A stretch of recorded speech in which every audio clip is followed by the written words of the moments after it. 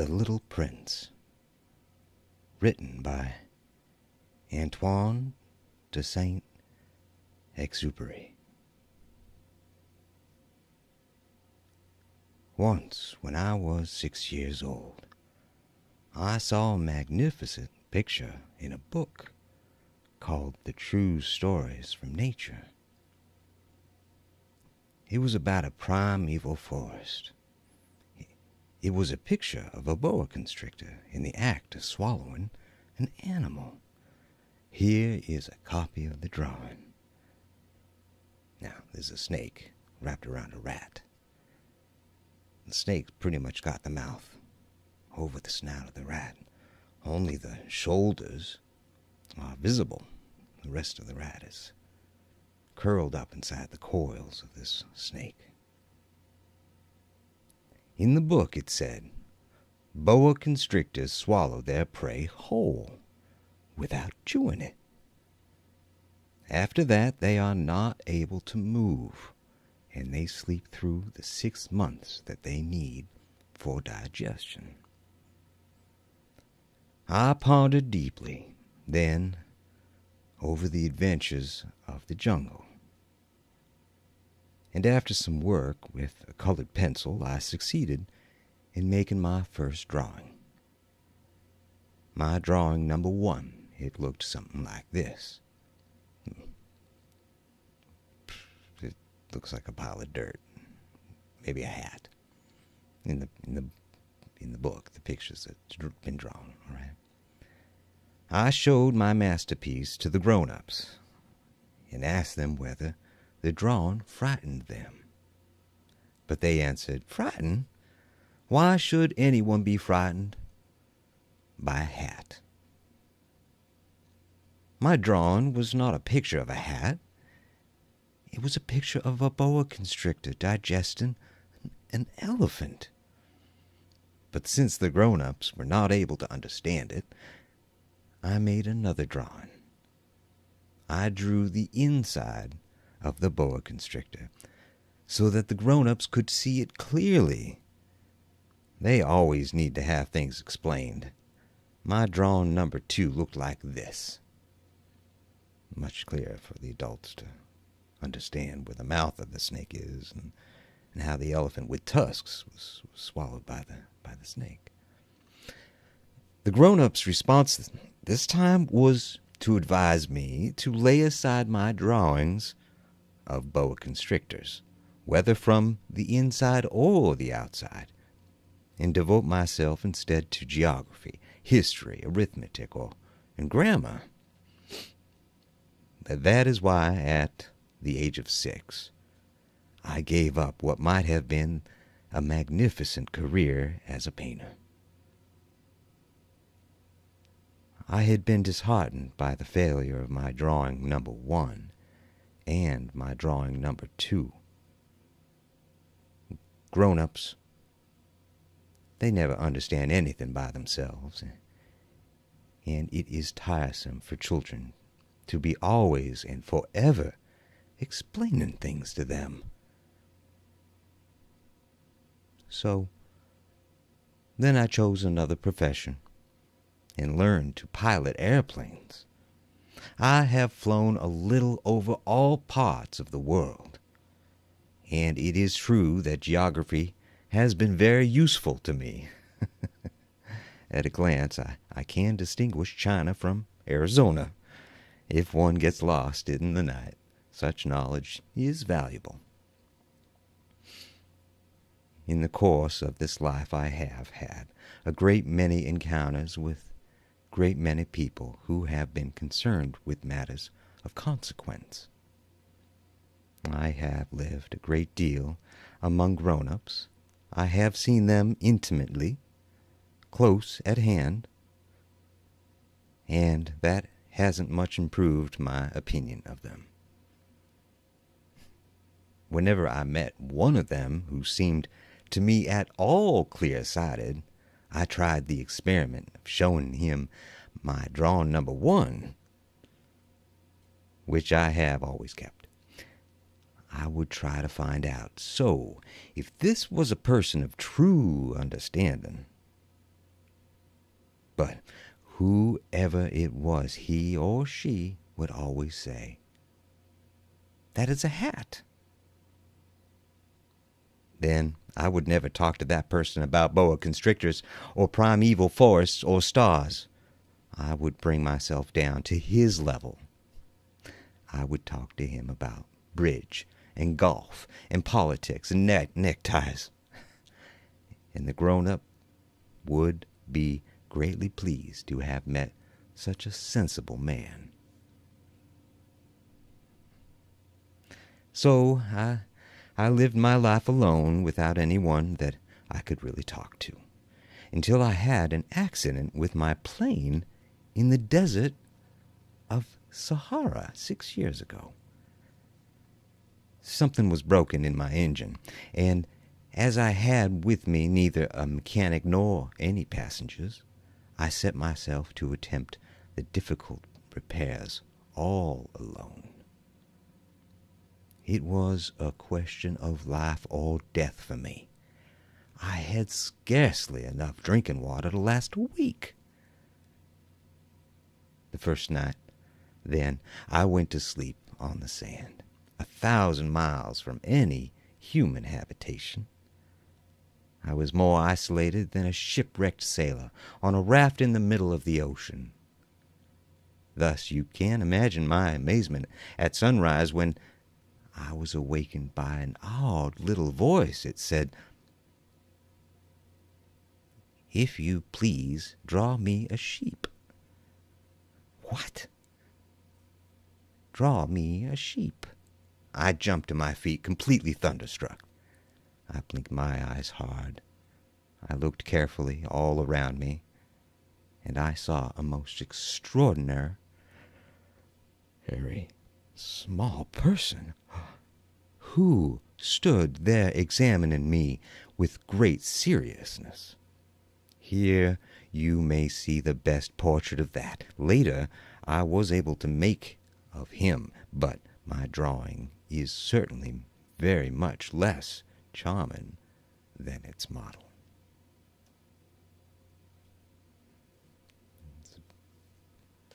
It's a prince. It's got stars on his shoulders, and it's a blue, shiny blue coat on the outside, and on the inside it's like a dark red velvet. He's got this navy blue, this deep sea blue colored boots on, and he's got red hair and a little like a blue jewel around his neck. Oh, and a belt with a nice big gold buckle on the front. That, however, is not my fault. The grown-ups discouraged me in my painter's career when I was 6 years old, and I never learned to draw anything except boas from the outside and boas from the inside. Now I stared at this sudden apparition with my eyes fairly starting out of my head in astonishment. Remember, I had crashed in the desert 1,000 miles from any inhabited region, and yet my little man seemed neither to be straying uncertainly among the sands, nor to be fainting from fatigue or hunger or thirst or fear. Nothing about him gave any suggestion of a child lost in the middle of a desert, 1,000 miles from any human habitation. When at last I was able to speak, I said to him, "But what are you doing here?"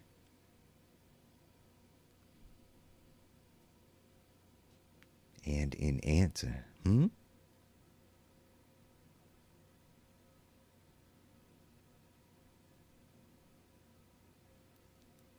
And in answer he repeated, very slowly, as if he were speaking of a matter of great consequence, "If you please, draw me a sheep."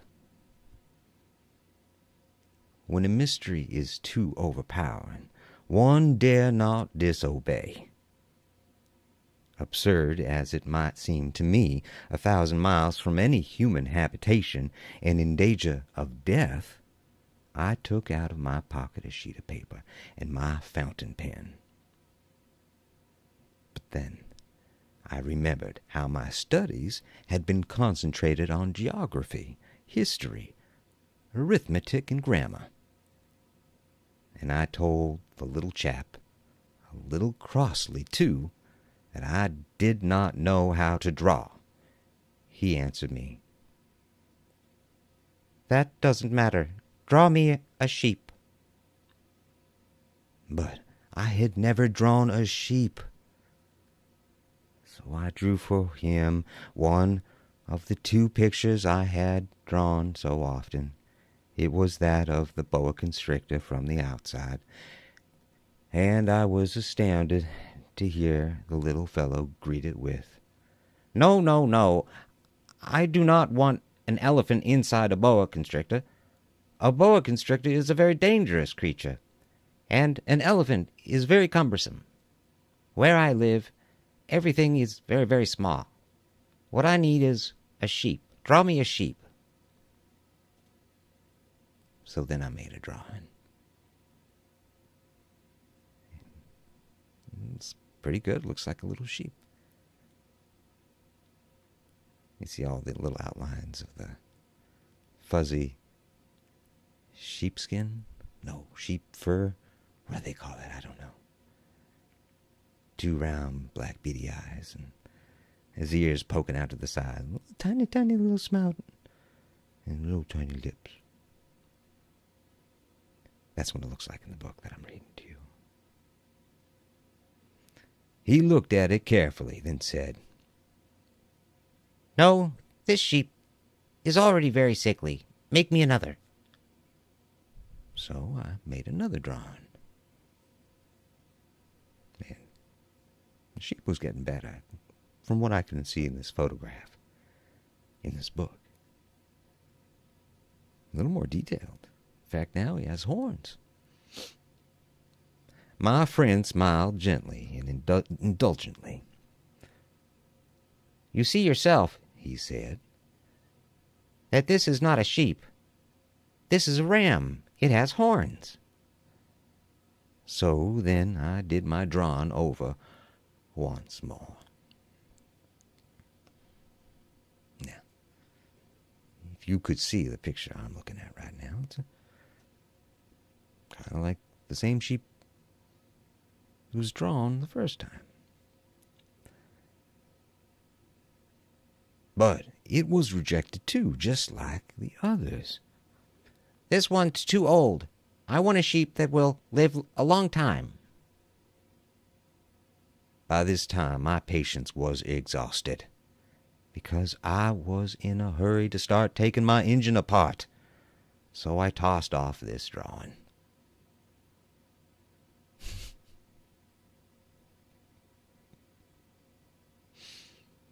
I'll just keep reading. The story explains pretty clearly what I'm looking at here. Except it kind of looks like a box with 3 holes in it, okay? And I threw out an explanation with it. "This is only his box. The sheep you asked for is inside." I was very surprised to see a light break over the face of my young judge. "That is exactly the way I wanted it. Do you think that this sheep will have to have a great deal of grass?" "Why?" "Because where I live, everything is very small." There will surely be enough grass for him," I said. "It is a very small sheep that I have given you." He bent his head over the drawing. "Not so small that, look, he has gone to sleep." And that is how I made the acquaintance of the little prince.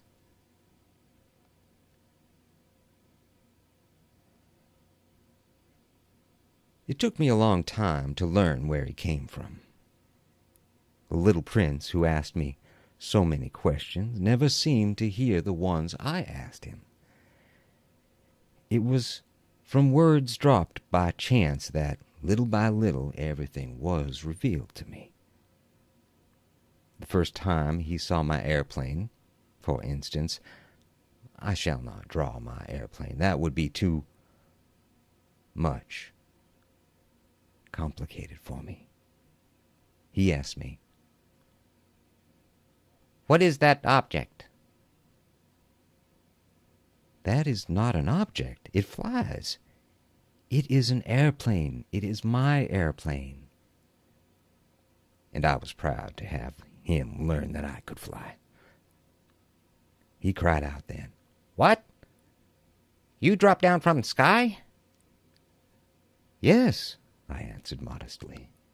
"Oh, that is funny."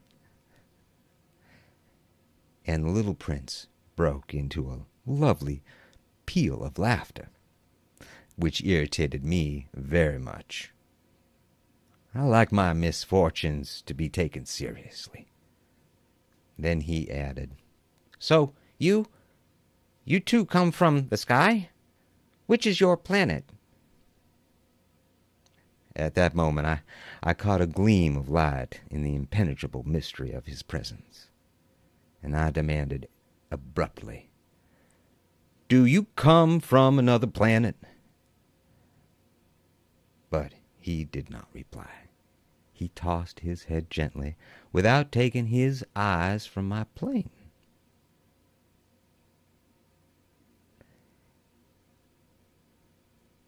"It is true that on that you can't have come from very far away." And he sank into a reverie, which lasted a long time. Then, taking my sheep out of his pocket, he buried himself in the contemplation of his treasure. You can imagine how my curiosity was aroused by his half-confidence about the other planets. I made a great effort, therefore, to find out more on this subject. "My little man, where do you come from? What is this where I live of which you speak? Where do you want to take your sheep?" After a reflective silence, he answered, "The thing that is so good about the box you have given me is that at night he can use it as his house." "That is so. And if you are good, I will give you a string, too, so that you can tie him during the day, and a post to tie him to." But the little prince seemed shocked by this offer. "Tie him? What a queer idea." "But if you don't tie him," I said, "he will wander off somewhere and get lost." My friend broke into another peal of laughter. "But where do you think he would go?" "Anywhere, straight ahead of him." Then the little prince said earnestly, "That doesn't matter. Where I live, everything is so small." And perhaps a hint of sadness, he added, "Straight ahead of him, nobody can go very far." I had thus learned a second fact of great importance. This was that the planet the little prince came from was scarcely any larger than a house. But that did not really surprise me much. I knew very well that in addition to the great planets, such as the Earth, Jupiter, Mars, Venus, to which we have given names, there are also hundreds of others, some of which are so small that one has a hard time seeing through them in a telescope. When an astronomer discovers one of these, he does not give it a name, but only a number. He might call it, for example, Asteroid 325. I have serious reason to believe that the planet from which the Little Prince came is the asteroid known as B612. This asteroid has only once been seen through the telescope. That was by a Turkish astronomer in 1909. On making his discovery, the astronomer had presented it to the International Astronomical Congress in a great demonstration. But he was in Turkish costume, and so nobody would believe what he said. Grown-ups are like that. Fortunately, however, the reputation of asteroid B612, a Turkish dictator made a law that his subjects, under pain of death, should change to European costume. So in 1920, the astronomer gave his demonstration all over again, dressed with impressive style and elegance. And this time, everybody accepted his report. If I have told you these details about the asteroid and made a note of its number for you, it is on account of the grown-ups and their ways. When you tell them that you have made a new friend, they never ask you any questions about essential matters. They never say to you, "What does his voice sound like? What games does he love best? Does he collect butterflies?" Instead, they demand, "How old is he? How many brothers has he? How much does he weigh? How much money does his father make?" Only from these figures do they think they have learned anything about him. If you were to say to the grown-ups, "I saw a beautiful house made of rosy brick, with geraniums in the windows and doves on the roof," they would not be able to get any idea of that house at all. You would have to say to them, "I saw a house that cost $20,000. Then they would exclaim, "Oh, what a pretty house that is." Just so you might say to them, "The proof that the Little Prince existed is that he was charming, that he laughed, and that he was looking for a sheep." If anybody wants a sheep, that is a proof that he exists. And what good would it do to tell them that? They would shrug their shoulders and treat you like a child. But if you said to them, "The planet he came from was asteroid B612, then they would be convinced and leave you in peace from their questions. They are like that. One must not hold it against them. Children should always show great forbearance toward grown-up people. But certainly, for us who understand life, figures are a matter of indifference. I should have liked to begin this story in a fashion of the fairy tales. I should have liked to say, "Once upon a time there was a little prince who lived on a planet that was scarcely any bigger than himself, and who had need of a sheep." To those who understand life, that would have given a much greater air of truth to my story. For I do not want anyone to read my book carelessly. I have suffered too much grief in setting down these memories. 6 years have already passed since my friend went away from me with his sheep. If I try to describe him here, It is to make sure that I shall not forget him.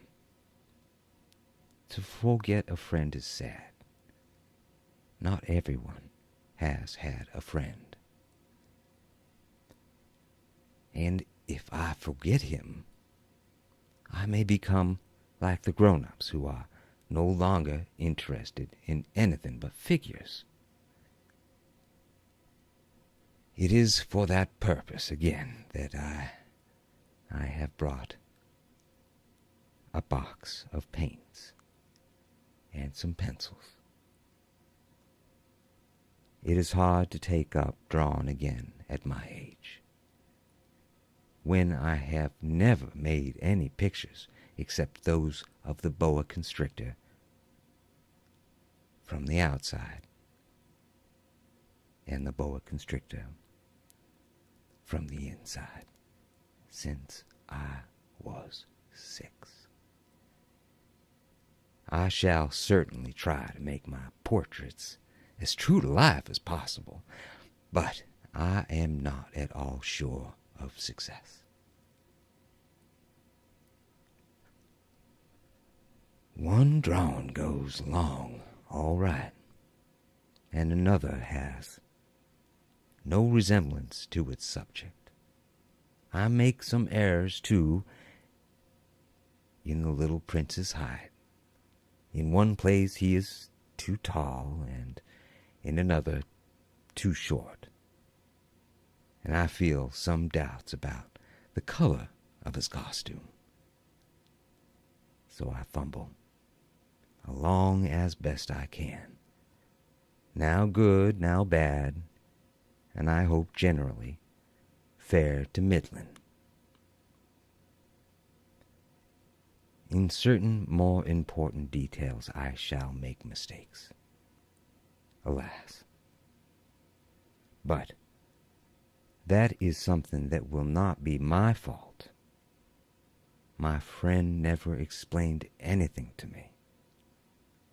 He thought, perhaps, that I was like himself, but I, alas, do not know how to see sheep through the walls of boxes.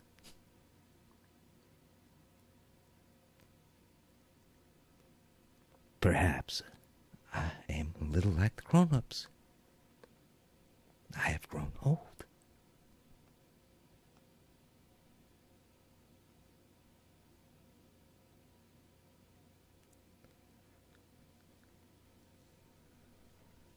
As each day passed, I would learn, in our talk, something about the little prince's planet, his departure from it, his journey.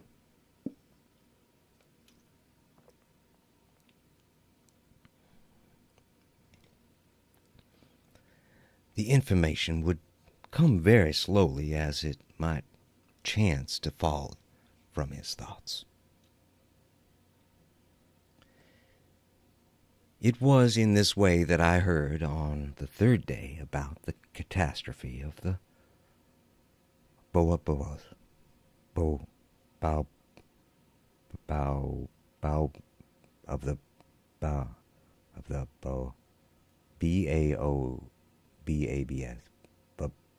boababs.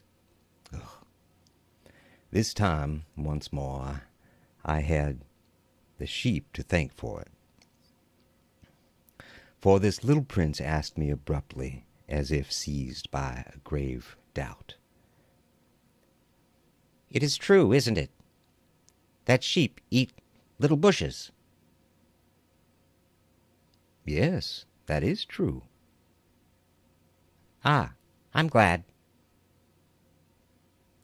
I did not understand why it was so important that sheep should eat little bushes, but the little prince added, "Then it follows that they also eat baobabs." "Yes?"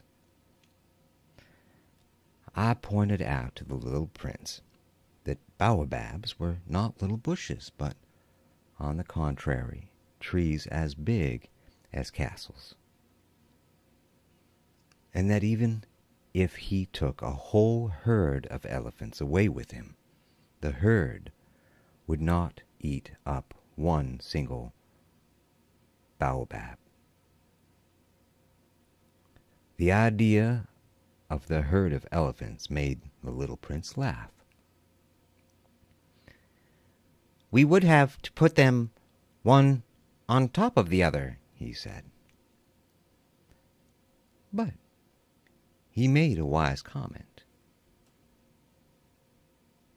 "Before they grow so big, the baobabs start out being little." "That is strictly correct," I said. "But why do you want the sheep to eat the little baobabs?" He answered me at once. "Oh, come, come," as if I were speaking of something that was self-evident. And I was obliged to make a great mental effort to solve this problem without any assistance.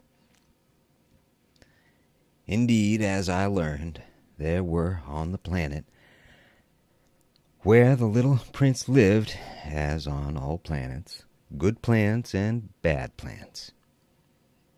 In consequence, there were good seeds from good plants and bad seeds from bad plants. But seeds are invisible. They sleep deep in the heart of the earth's darkness, until some one among them is seized with the desire to awaken. Then this little seed will stretch itself and begin, timidly at first, to push a charming little sprig inoffensively upward toward the sun. If it is only a sprout of radish or the sprig of a rose bush, one would let it grow wherever it might wish. But when it is a bad plant, one must destroy it as soon as possible, the very first instant that one recognizes it. Now, there were some terrible seeds on the planet that was the home of the little prince. And these were the seeds of the baobab. The soil of that planet was infested with them. A baobab is something you will never be able to get rid of if you attend to it too late. It spreads over the entire planet. It bores clear through it with its roots. And if the planet is too small, and the baobabs are too many, they split it in pieces. "It is a question of discipline," the little prince said to me later on. "When you've finished your own toilet in the morning, then it is time to attend to the toilet of your planet just so, with the greatest care. You must see to it that you pull up regularly all the baobabs at the first moment when they can be distinguished from the rose bushes, which they resemble so closely in their earliest youth. It is very tedious work," the little prince added, "but very easy." And one day he said to me, "You ought to make a beautiful drawing, so that the children here where you live can see exactly how all this is. That would be very useful to them if they were to travel some day. Sometimes," he added, "there is no harm in putting off a piece of work until another day. But when it is a matter of baobabs, that always means a catastrophe. I knew a planet that was inhabited by a lazy man. He neglected 3 little bushes." So, as the little prince described it to me, I have made a drawing of that planet.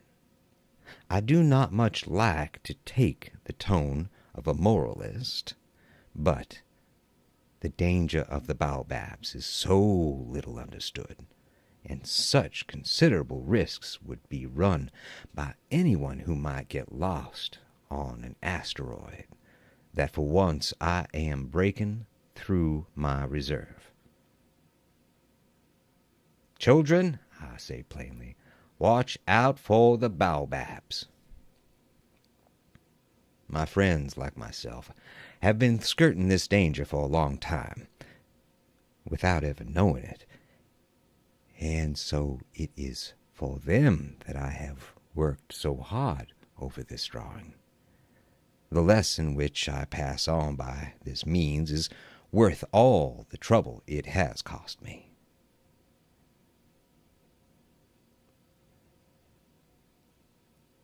It's quite an impressive drawing, by the way.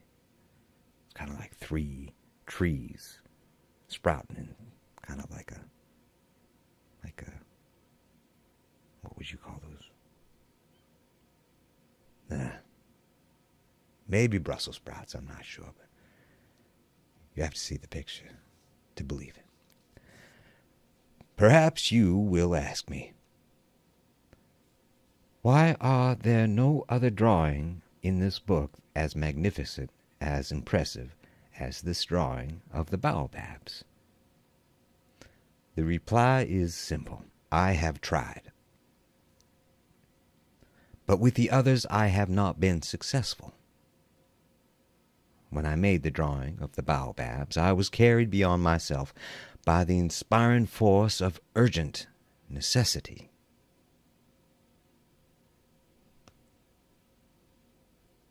Oh, little prince, bit by bit I came to understand the secrets of your sad little life.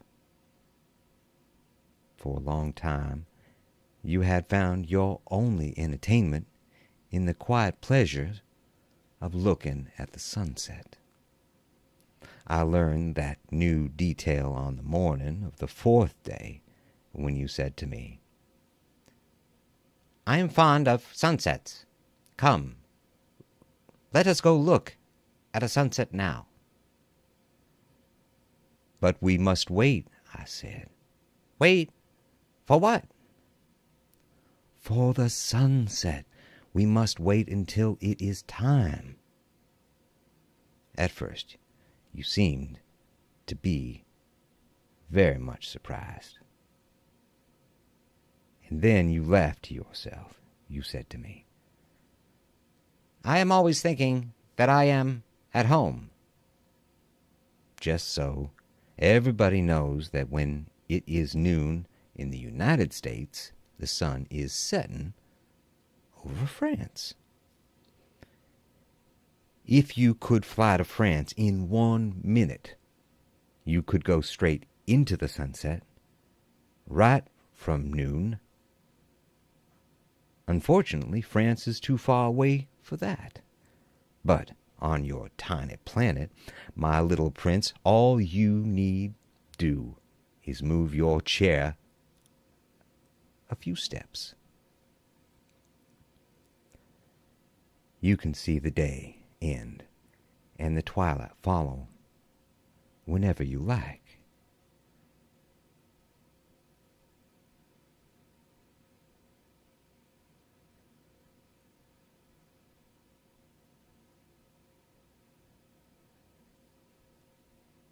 One day, you said to me, I saw the sunset 44 times. And a little later you added, you know, one loves the sunset when one is so sad. Were you so sad then, I asked, on the day of the 44 sunsets? But the little prince made no reply. On the 5th day, again, as always, it was thanks to the sheep. The secret of the little prince's life was revealed to me. abruptly, without anything to lead up to it, and as if the question had been born of long and silent meditation on his problem, he demanded, "A sheep? If it eats little bushes, does it eat flowers too?" "A sheep," I answered, "eats anything it finds in its reach." "Even flowers that have thorns?" "Yes, even flowers that have thorns." "Then thorns, what use are they?" I did not know at that moment. I was very busy trying to unscrew a bolt that had got stuck in my engine. I was very much worried, for it was becoming clear to me that the breakdown of my plane was extremely serious, and I had so little drinking water left that I had to fear the worst. "The thorns? What use are they?" The little prince never let go of a question once he had asked it. As for me, I was upset over that bolt, and I answered with the first thing that came into my head. "The thorns are of no use at all. Flowers have thorns just for spite." "Oh." There was a moment of complete silence. Then the little prince flashed back at me with a kind of resentfulness. "I don't believe you. Flowers are weak creatures. They are naive. They reassure themselves as best they can. They believe that their thorns are terrible weapons." I did not answer. At that instant, I was saying to myself, if this bolt still won't turn, I'm going to knock it out with a hammer. Again, the little prince disturbed my thoughts. "And you actually believe that flowers—" "Oh, no," I cried. "No, no, no, I don't believe anything. I answered you with the first thing that came into my head. Don't you see, I am very busy with matters of consequence." He stared at me, thunderstruck. "Matters of consequence?" He looked at me there, with my hammer in my hand, my fingers black with engine grease, bending down over an object which seemed to him extremely ugly.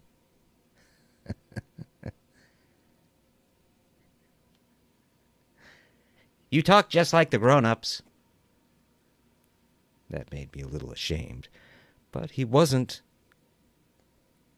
wrong. He went on relentlessly. "You mix everything up together. You confuse everything." He was really very angry. He tossed his golden curls in the breeze. "I know a planet where there is certain red-faced gentleman. He has never smelled a flower. He has never looked at a star. He has never loved anyone. He has never done anything in his life but add up figures. And all day he says over and over, just like you, 'I am busy with matters of consequence.' And that makes him swell up with pride. But he is not a man. He is a mushroom." "A what?" "A mushroom." The little prince was now white with rage. "The flowers have been growing thorns for millions of years, but millions of years the sheep have been eating them just the same. And is it not a matter of consequence to try to understand why the flowers go to so much trouble to grow thorns which are never of any use to them? Is the warfare between sheep and the flowers not important? Is this not more consequence than a fat red-faced gentleman's sums? And if I know, I myself, one flower which is unique in the world, which grows nowhere but on my planet, but which one little sheep can destroy in a single bite some morning, without ever even noticing what he's doing. Oh, you think that's not important." His face turned from white to red as he continued.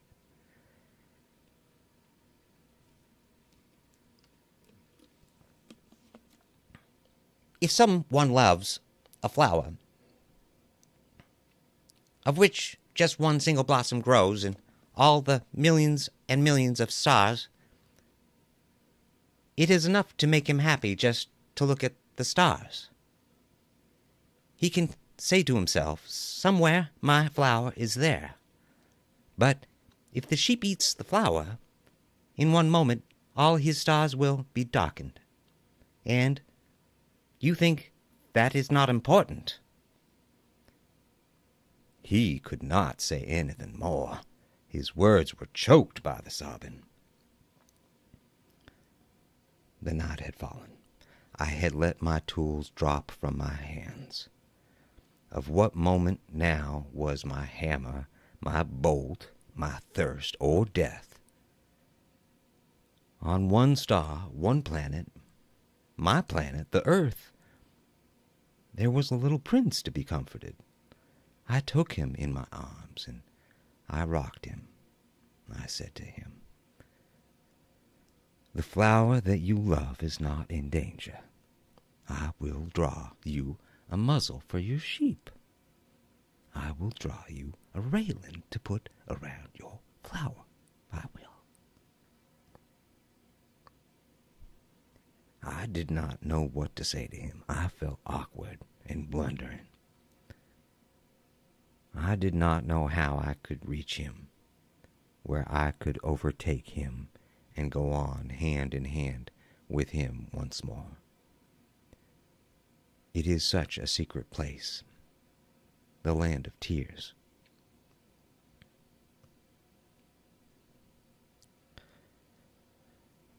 I soon learned to know this flower better.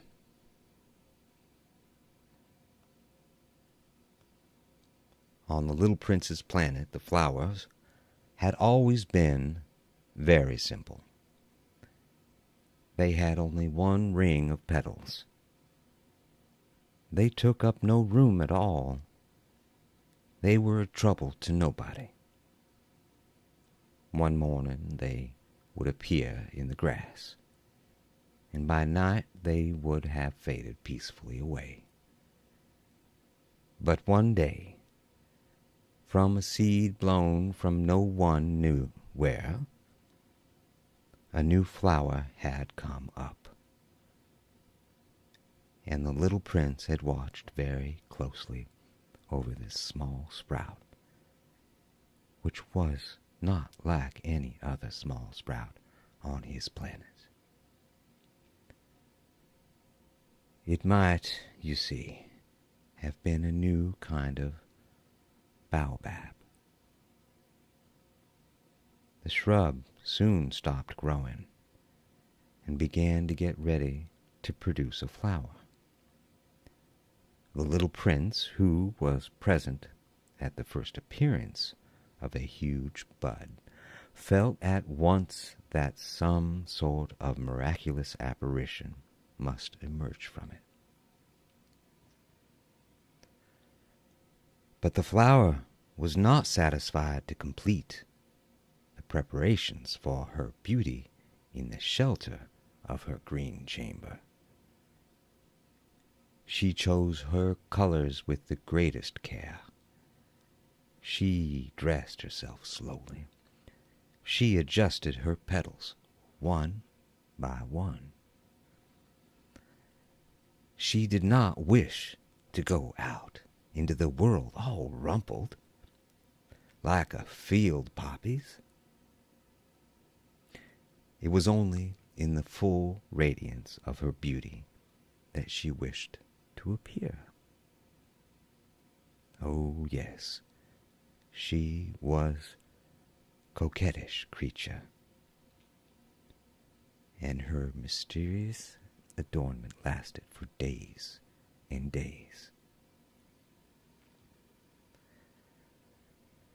Then one morning, exactly at sunrise, she suddenly showed herself.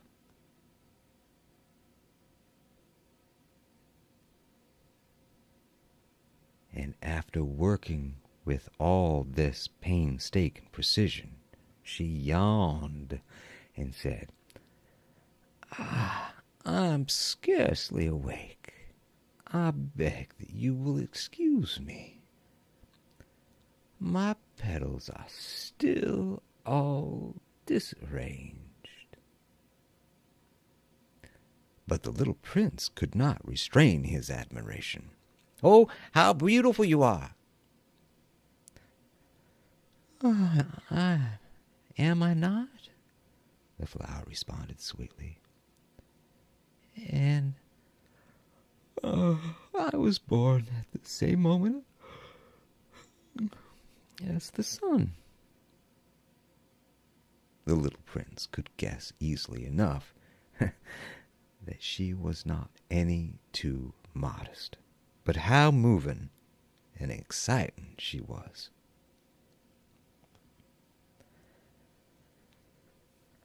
I think it's time for breakfast, she added an instant later. If you would have the kindness to think of my needs. And the little prince, completely abashed, went to look for a sprinkling can of fresh water. So he tended the flower.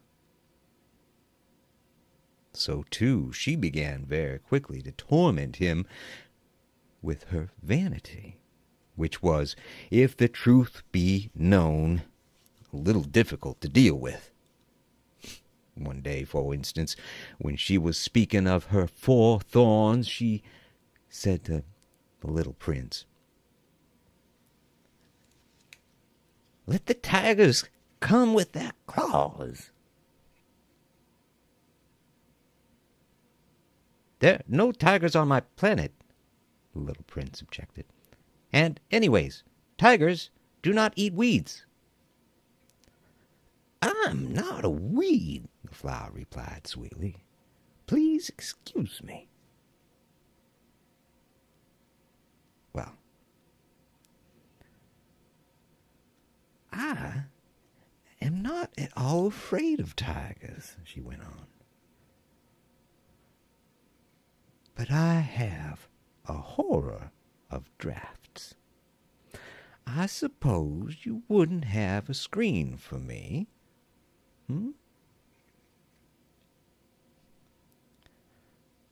"A horror of drafts? That is bad luck for a plant," remarked the little prince.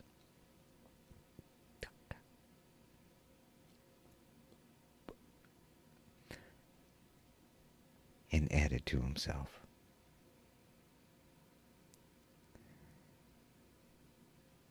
"This flower is a very complex creature."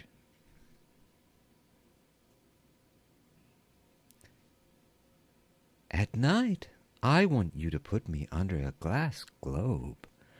It is very cold where you live.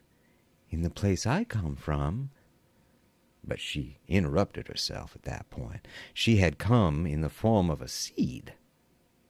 She could not have known anything of any other worlds.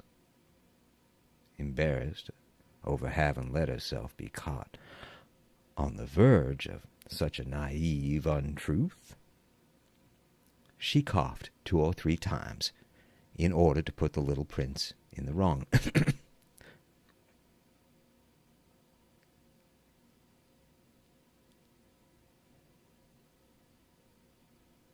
"The screen?" I was just going to look for it when you spoke to me."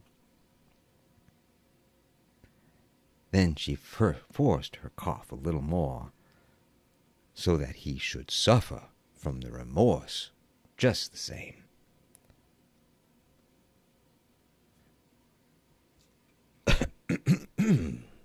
That's what she sounded like. So the little prince, in spite of all the good will that was inseparable from his love, had soon come to doubt her. He had taken seriously words which were without importance, and it made him very unhappy.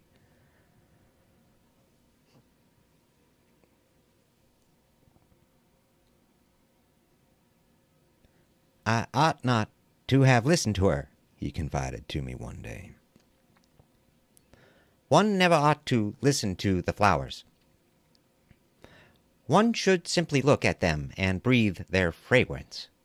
Mine perfumed all my planet, but I did not know how to take pleasure in all her grace. This tale of Claus, which disturbed me so much, should only have filled my heart with tenderness and pity." And he continued his confidences. "The fact is that I did not know how to understand anything. I ought to have judged by deeds and not by words. She cast her fragrance and her radiance over me. I ought never to have run away from her. I ought to have guessed all the affection that lay behind her poor little strange germs. Stratagems. That's the word. Flowers are so inconsistent. But I was too young to know how to love her."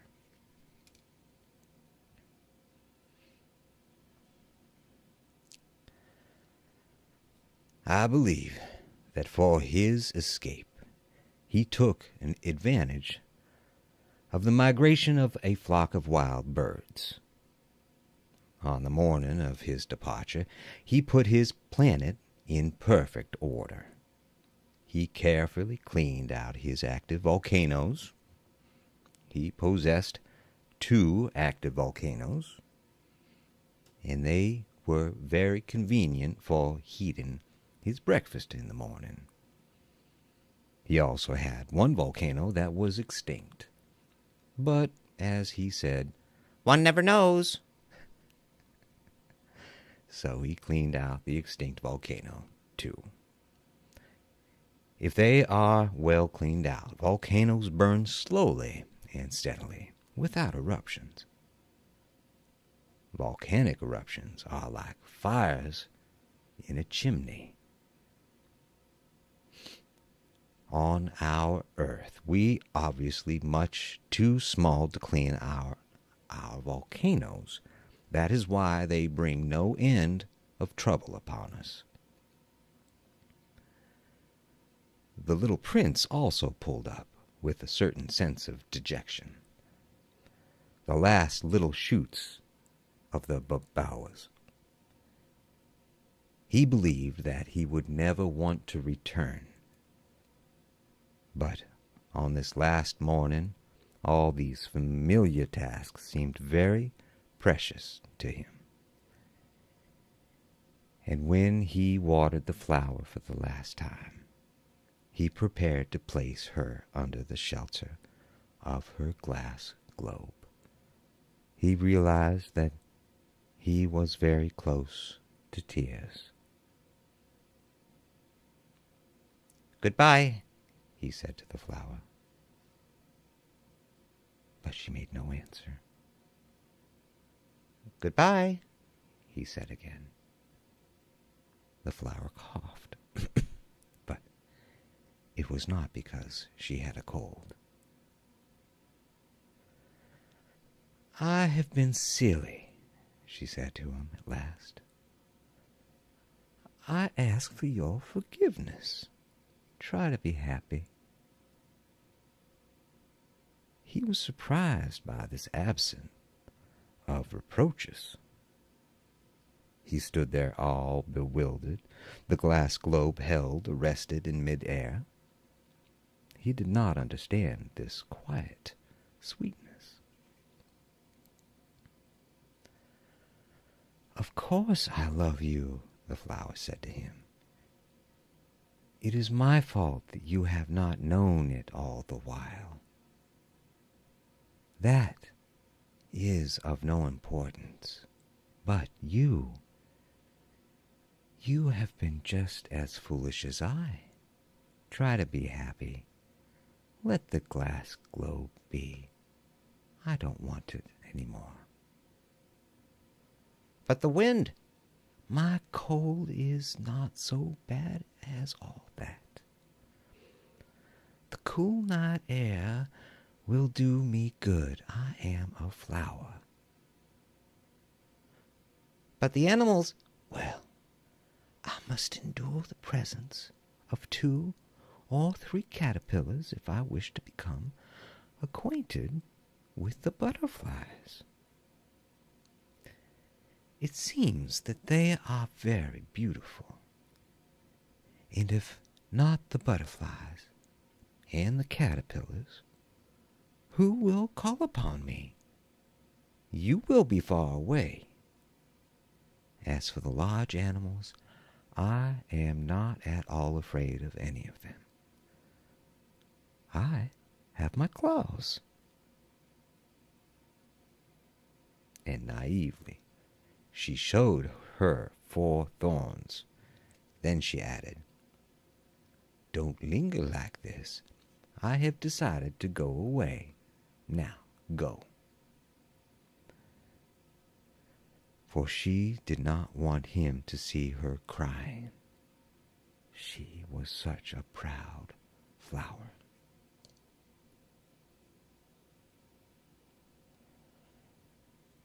He found himself in the neighborhood of the asteroids 325, 326, 327, 328, 329, and 330.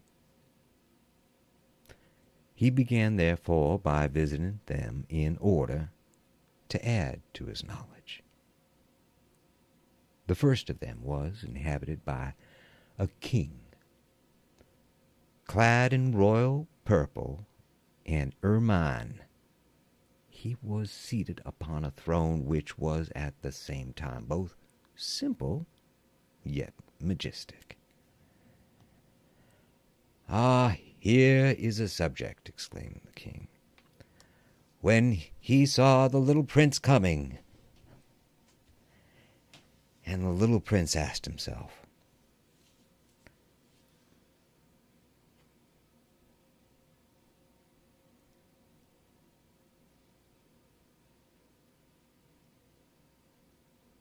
how could he recognize me when he had never seen me before? He did not know how the world is simplified for kings. To them, all men are subjects. "Approach, so that I may see you better," said the king, who felt consumingly proud of being, at last, a king over somebody. The little prince looked everywhere to find a place to sit down, but the entire planet was crammed and obstructed by the king's magnificent ermine robe. So he remained standing upright, and since he was tired, he yawned. "It is contrary to etiquette to yawn in the presence of the king," the monarch said to him. "I forbid you to do so." I can't help it. I can't stop myself," replied the little prince, thoroughly embarrassed. "I have come on a long journey, and I have had no sleep." "Ah, then," the king said, "I order you to yawn. It is years since I have seen anyone yawning. Yawns, to me, are objects of curiosity. Come on now. Yawn again. It is an order." "That frightens me. I cannot any more," murmured the little prince, now completely abashed.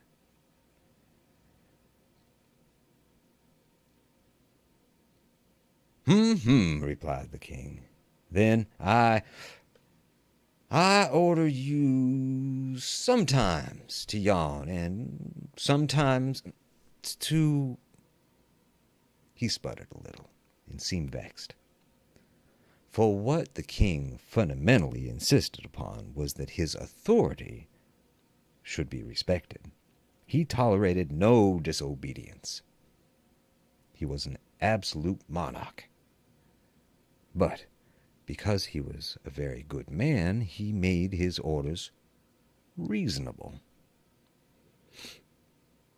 If I ordered a general, he would say by way of example, if I ordered a general to change himself into a sea-bird, and if the general did not obey me, that would not be the fault of the general, it would be my fault.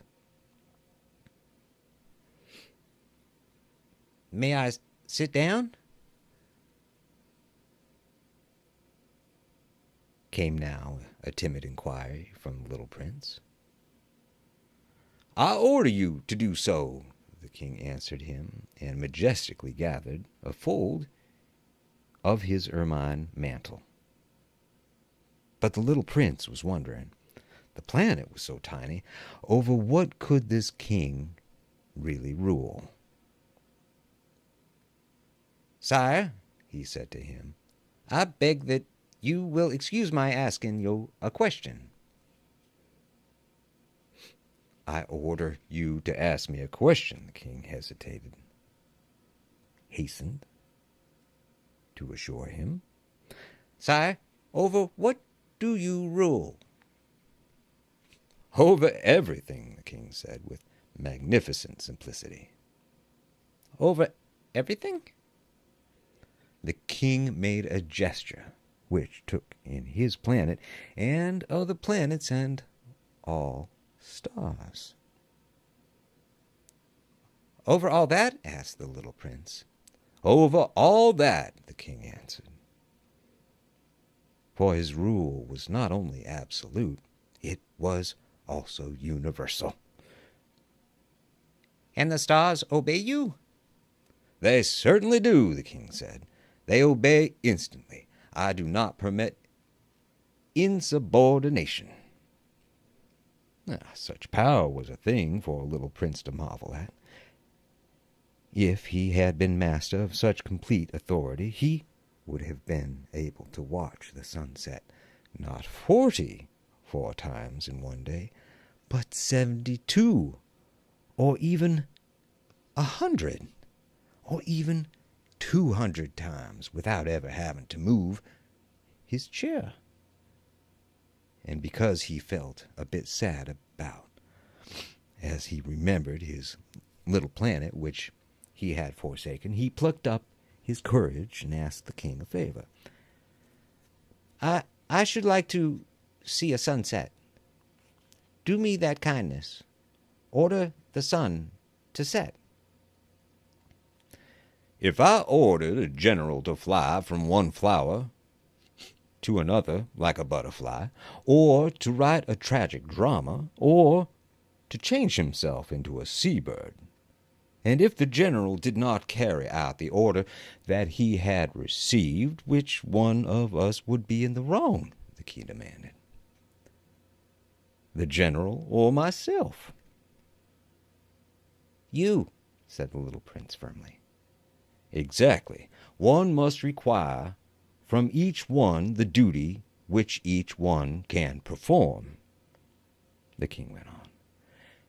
Except authority rests first of all on reason. If you ordered your people to go and throw themselves into the sea, they would rise up in revolution. I have the right to require obedience because my orders are reasonable. Then my sunset, the little prince reminded him, for he never forgot a question once it had been asked. You shall have your sunset, I shall command it, but according to my science of government, I shall wait until conditions are favorable. When will that be? Inquired the little prince. Replied the king, and before saying anything else, he consulted a bulky almanac. That will be about that will be this evening, about 20 minutes to 8. And you will see how well I am obeyed. The little prince yawned. He was regretting his last sunset. And then, too, he was already beginning to be a little bored. I have nothing more to do here, he said to the king. So I shall set out on my way again. Do not go, said the king, who was very proud of having a subject. Do not go. I will make you a minister. Minister of what? Minister of justice. But there is no one here to judge. We do not know that, the king said to him. I have not yet made a complete tour of my kingdom. I am very old, and there's no room here for carriage, and it tires me to walk. Oh, but I have looked already, said the little prince, turning around to give one more glance to the other side of the planet.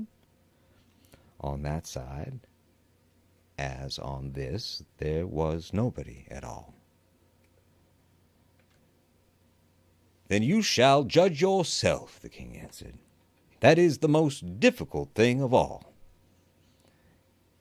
It is much more difficult to judge oneself than to judge others.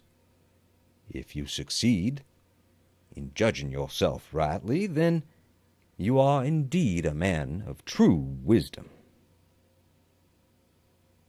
Yes, said the little prince. But I can judge myself anywhere. I do not need to live on this planet. I have good reason to believe that somewhere on my planet there is an old rat. I hear him at night. You can judge this old rat. From time to time you will condemn him to death. Thus his life will depend on your justice. But you will pardon him on each occasion, for he must be treated thriftily. He is the only one we have. I, replied the little prince, do not like to condemn anyone to death, and now I think I will go on my way. No, said the king. But the little prince, having now completed his preparations for departure, had no wish to grieve the old monarch. If your majesty wishes to be promptly obeyed, he said, he should be able to give me a reasonable order. He should be able, for example, to order me to be gone by the end of 1 minute. It seems to me that conditions are favorable. As the king made no answer, the little prince hesitated a moment. Then, with a sigh, he took his leave. I make you my ambassador, the king called out hastily. He had a magnificent air of authority. The grown-ups are very strange, the little prince said to himself as he continued on his journey.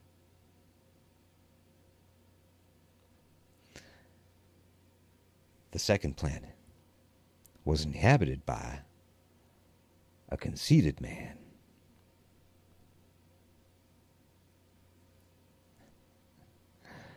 Ha ha! I am about to receive a visitor from admirer, he exclaimed from afar when he first saw the little prince coming. For to conceited men, all other men are admirers. Good morning, said the little prince. That is a queer hat you are wearing. It is a hat for salutes, the conceited man replied. It is to raise and salute when people acclaim me. Unfortunately, no one at all ever passes this way.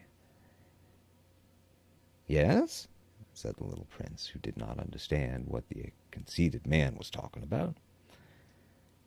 Clap your hands one against the other, the conceited man now directed him. The little prince clapped his hands. The conceited man raised his hat in a modest salute.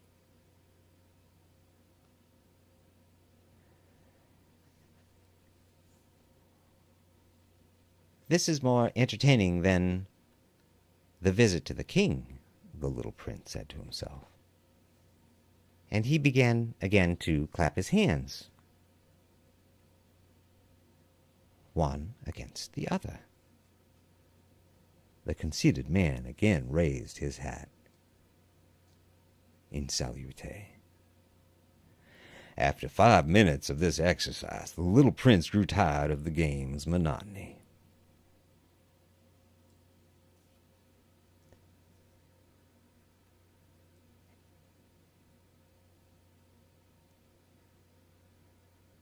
And what should one do to make the hat come down? He asked. But the conceited man did not hear him. Conceited people never hear anything but praise.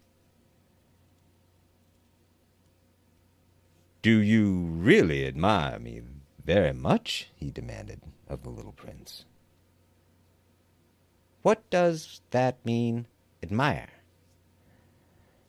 To admire means that you regard me as the handsomest and best dressed, the richest and the most intelligent man on this planet. But you are the only man on your planet.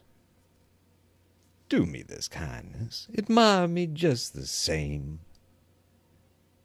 I admire you, said the little prince, shrugging his shoulders slightly. But what is there in that to interest you so much? And the little prince went away. The grown-ups are certainly very odd, he said to himself, as he continued on his journey.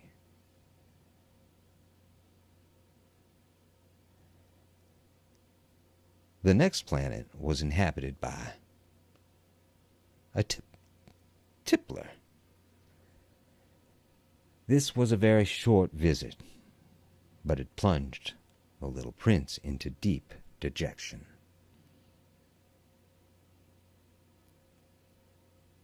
What are you doing there? He said to the tippler, whom he found settled down in silence before a collection of empty bottles, and also a collection of full bottles. Well, I'm drinking, replied the tippler with a lugubrious air. What are you drinking? Demanded the little prince. So that I may forget, replied the tippler. Forget what? Inquired the little prince, who already was sorry for him. Forget that I'm ashamed, the tippler confessed, hanging his head. Ashamed of what? Insisted the little prince, who wanted to help him. Ashamed of drinking. The tippler brought his speech to an end and shut himself up in an impregnable silence. And the little prince went away, puzzled. the grown-ups are certainly very, very odd, he said to himself as he continued on his journey.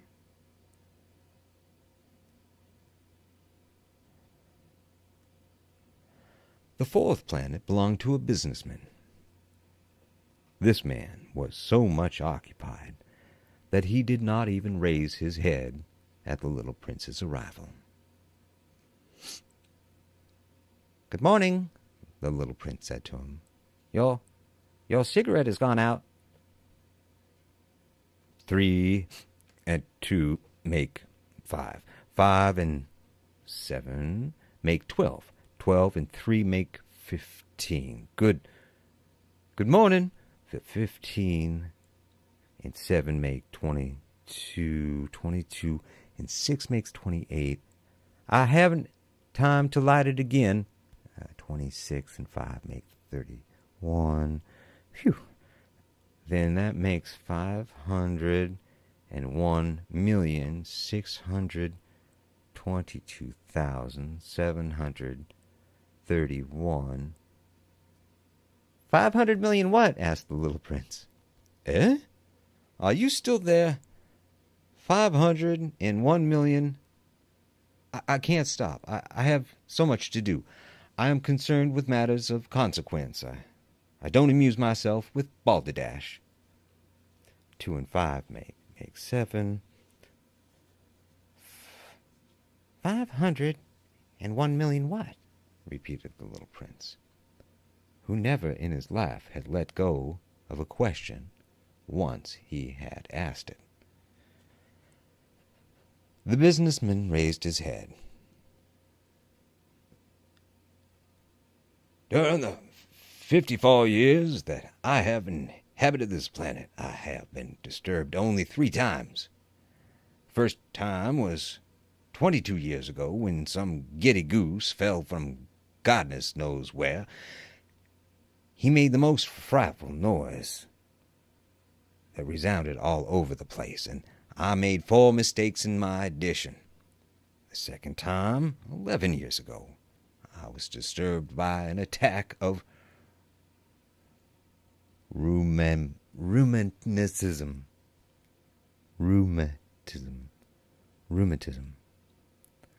I don't get enough exercise.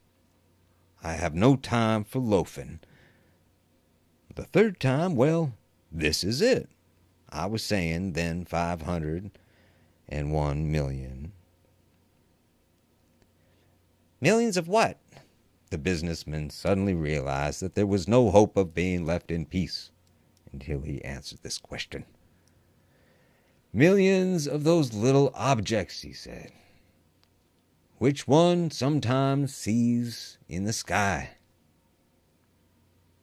Flies? Oh, no, little glittering objects. Bees? Nope. Little golden objects that set lazy men to idle dreaming. As for me, I'm concerned with matters of consequence. There's no time for idle dreaming in my life. Ah, you mean the stars. Yes, that's it, the stars. And what do you do with 500 million stars?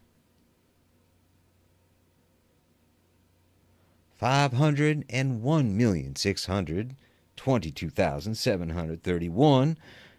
I am concerned with matters of consequence. I am accurate. And, what do you do with the stars? What do I do with them? Yes. Nothing. I own them. You own stars? Yes. But I have already seen a king who... Kings do not own. They reign over. It is a very different matter. And what good does it do you to own the stars? It does me the good of making me rich. And what good does it do to be rich? Why, it makes it possible for me to buy more stars, if any are discovered. This man, the little prince said to himself, reasons like my poor tippler. Nevertheless, he still had some more questions. How is it possible for one to own the stars? To whom do they belong? The businessman retorted peevishly. I do not know. To nobody. Then they belong to me, because I was the first person to think of it. Is that all necessary? Certainly. When you find a diamond that belongs to nobody, it's yours. When you discover an island that belongs to nobody, it's yours. When you get an idea before anyone else, you take out a patent on it. It is yours. So with me, I own the stars because nobody else before me ever thought of owning them. Yes, that is true, said the little prince. And what do you do with them? I administer them, replied the businessman. I count them and recount them. It is difficult, but I am a man who is naturally interested in matters of consequence. The little prince was not satisfied.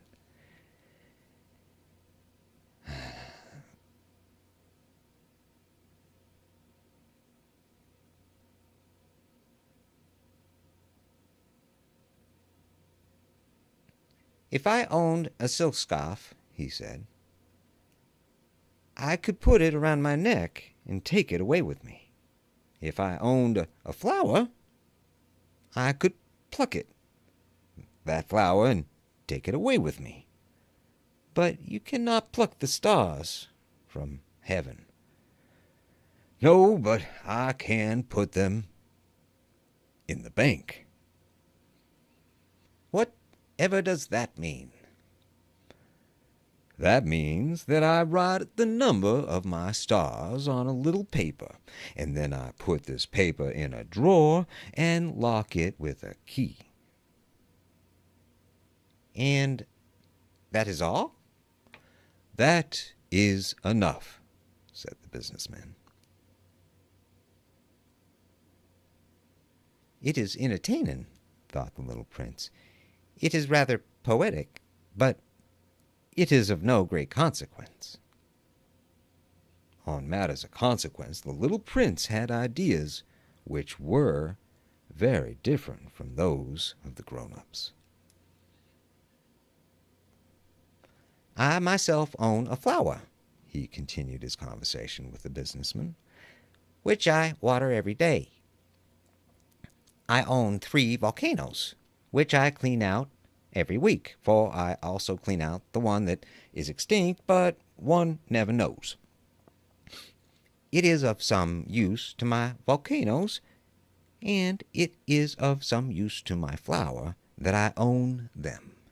But you are of no use to the stars. The businessman opened his mouth, but he found nothing to say in answer. And the little prince went away. The grown-ups are certainly altogether extraordinary, he said simply, talking to himself as he continued on his journey.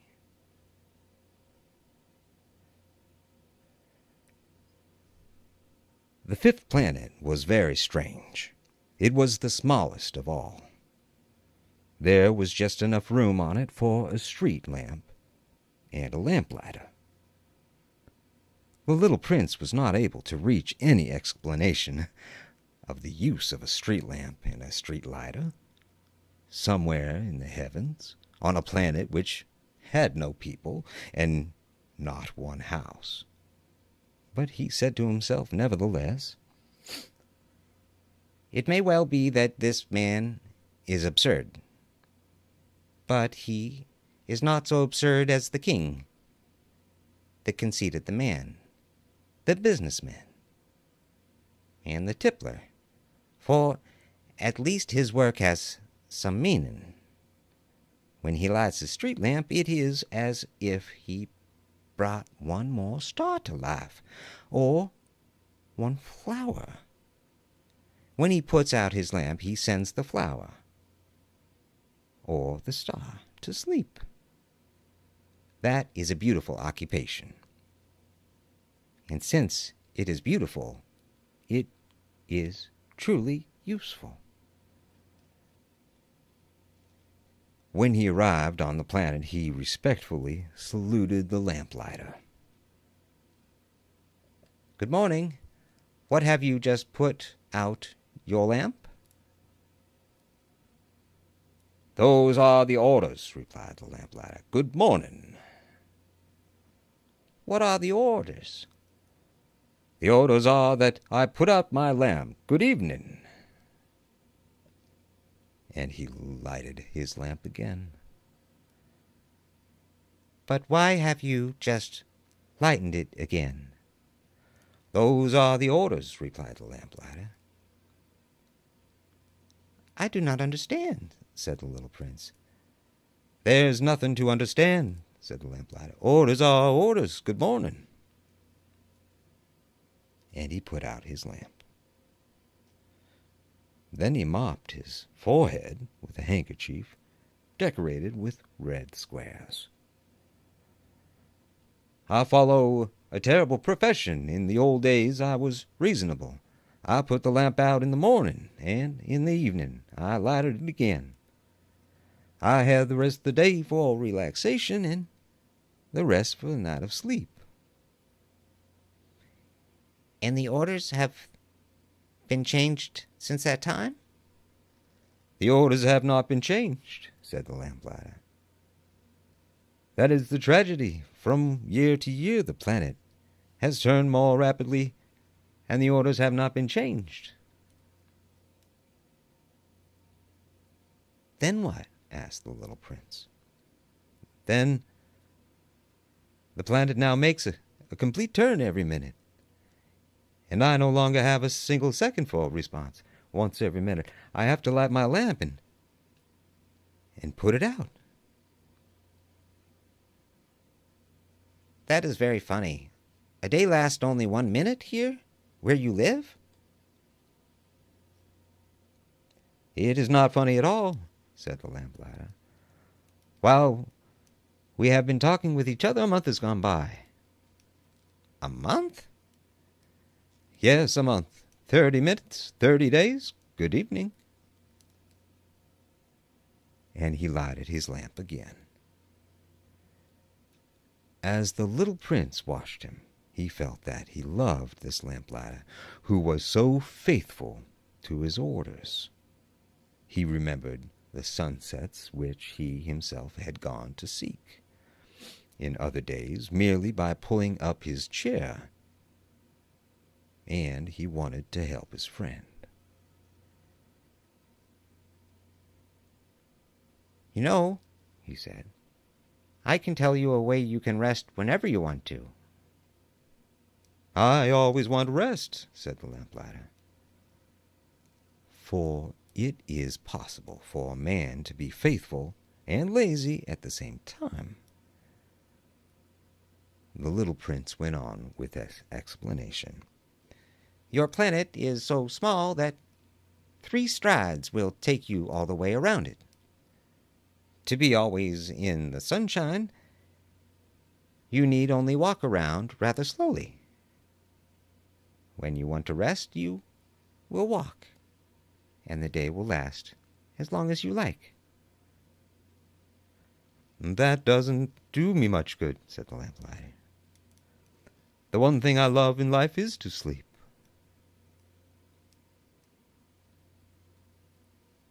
"Then you are unlucky," said the little prince. "I'm unlucky," said the lamplighter. "Good morning." and he put out his lamp. "Ah, that man," said the little prince to himself, as he continued further on his journey. "That man would be scorned by all the others, by the king, by the conceited man, by the tippler, by the businessman. Nevertheless, he is the only one of them who does not seem to me ridiculous. Perhaps that is because he is thinking of something else besides himself." He breathed a sigh of regret and said to himself again, "That man is the only one of them all whom I could have made my friend. But his planet is indeed too small. There is no room on it for two people." What the little prince did not dare confess was that he was sorry most of all to leave this planet, because it was blessed every day with 1,440 sunsets.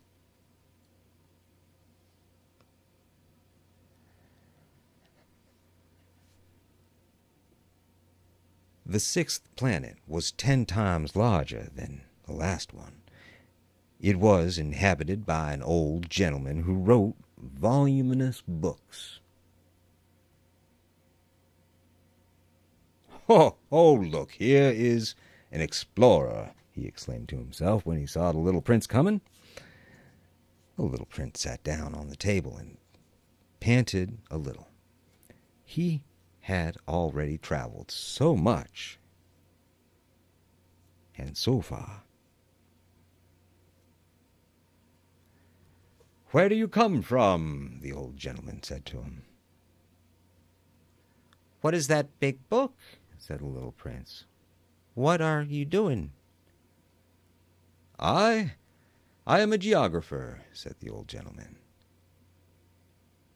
"What is a geographer?" asked the little prince. "A geographer is a scholar who knows the location of all the seas and rivers, towns, mountains, and deserts." "That is very interesting," said the little prince. "Here at last is a man who has a real profession." And he cast a look around him at the planet of the geographer.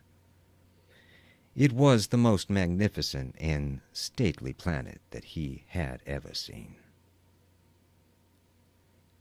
"Your planet is very beautiful," he said. "Has it any oceans?" "I couldn't tell you," said the geographer. "Ah," the little prince was disappointed. "Has it any mountains?"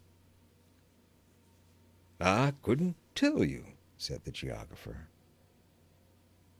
"And towns and rivers and deserts?" "I couldn't tell you that either." "But you are a geographer." "Exactly, a geographer," said. "But I am not an explorer. I haven't a single explorer on my planet. It is not the geographer who goes out to count the towns, the rivers, the mountains, the seas, the oceans, and the deserts. The geographer is much too important to go loafing about. He does not leave his desk, but he receives the explorers in his study. He asks them questions, and he notes down what they recall of their travels.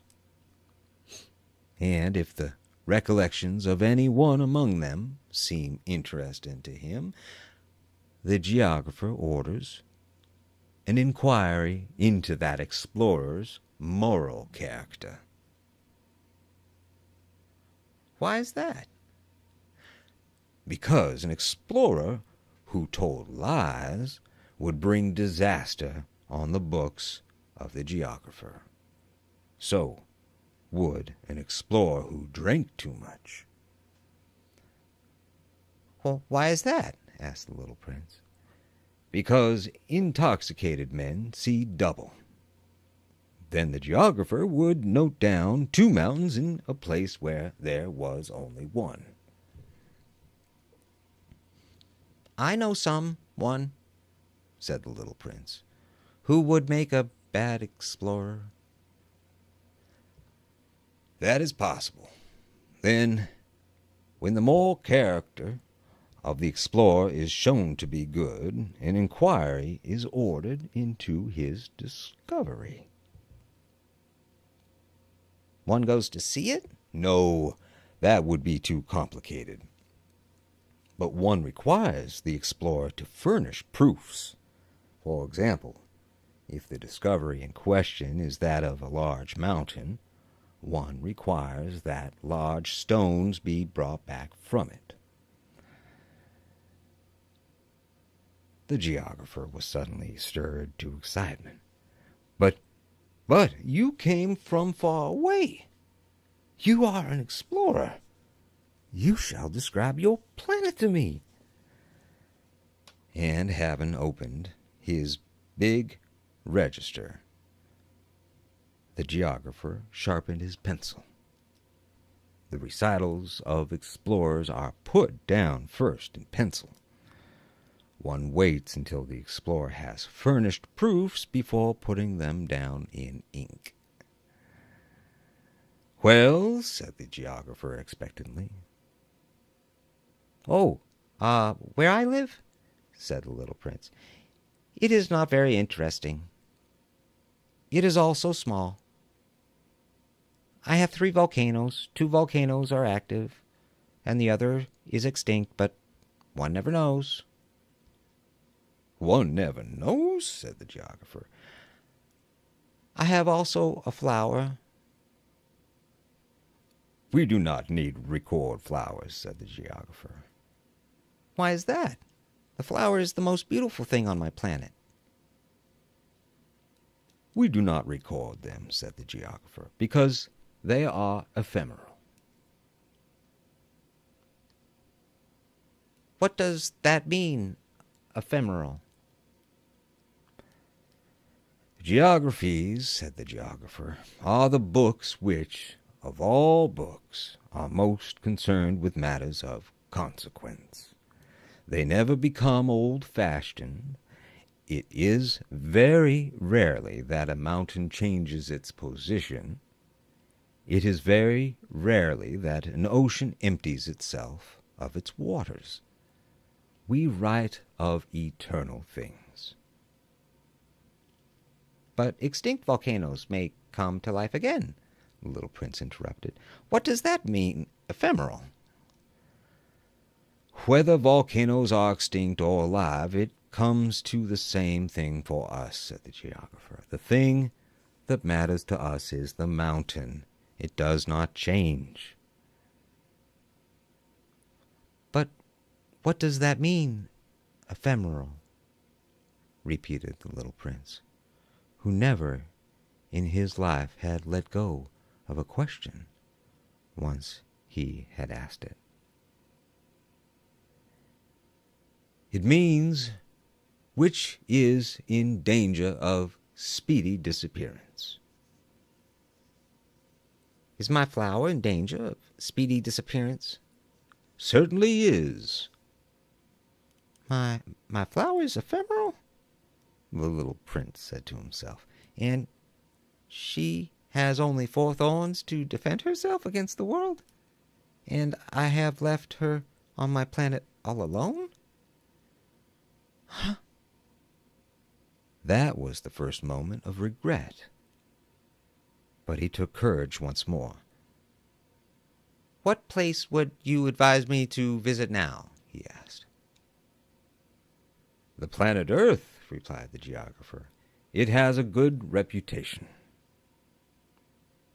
And the little prince went away, thinking of his flower.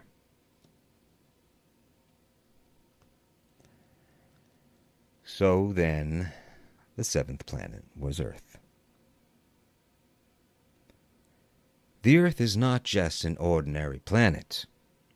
One can count there 101 kings, not forgetting, to be sure, the Negro kings among them, 7,000 geographers, 900,000 businessmen, 7,500,000 tipplers, 311 million conceited men, that is to say, about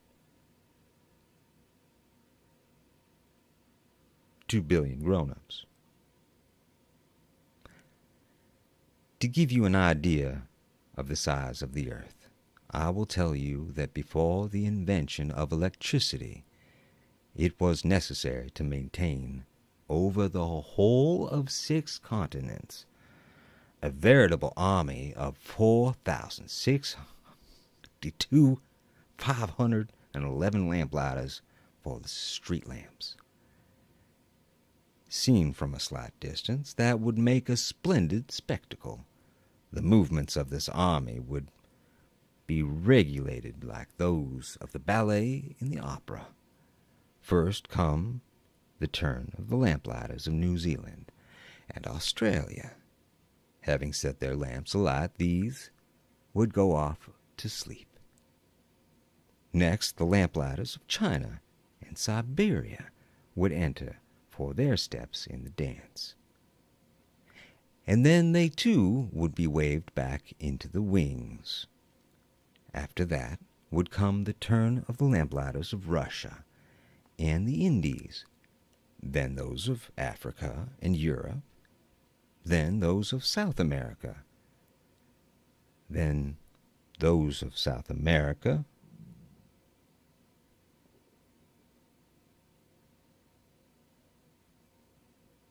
then those of North America.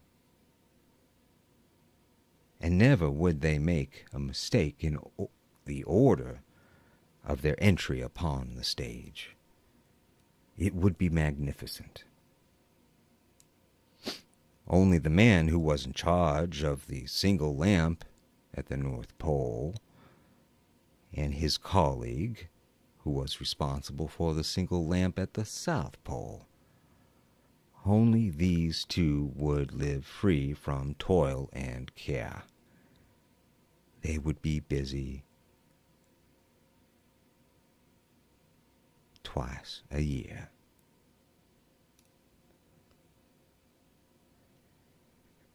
When one wishes to play the wit, he sometimes wanders a little from the truth.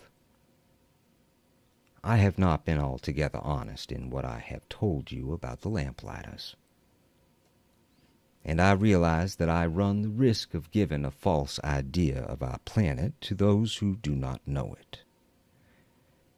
Men occupy a very small place on this earth.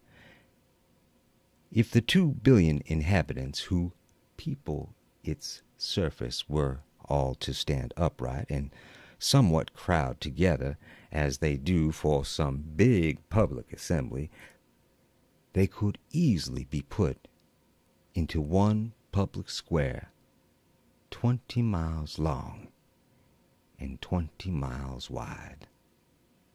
All humanity could be piled up on a small Pacific islet.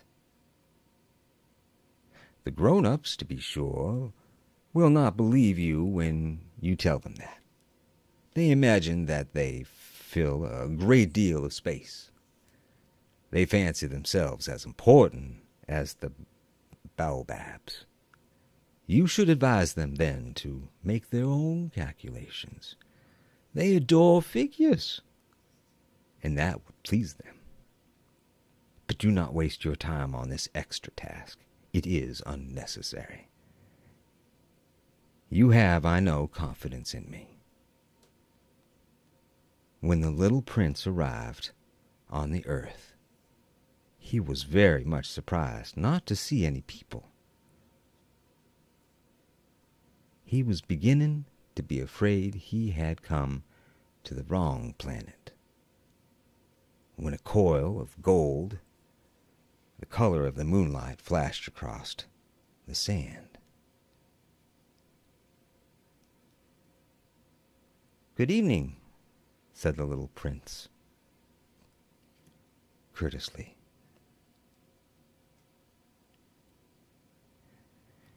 "Good evening," said the snake. "What planet is this on which I have come down?" asked the little prince. "This is the earth. This is Africa," the snake answered. "Ah, then there are no people on the earth, "This is the desert. There are no people in the desert. The earth is large," said the snake. The little prince sat down on a stone and raised his eyes toward the sky.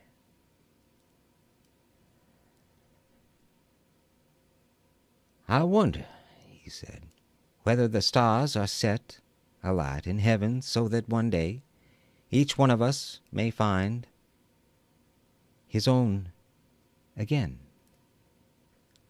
Look at my planet.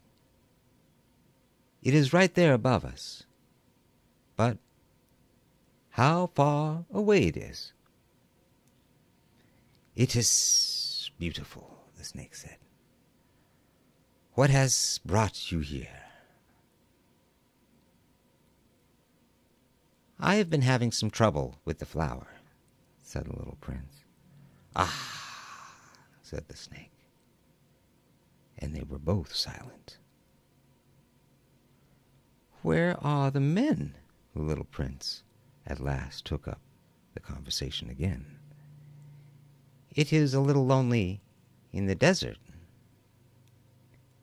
"It is also lonely among men," the snake said. The little prince gazed at him for a long time.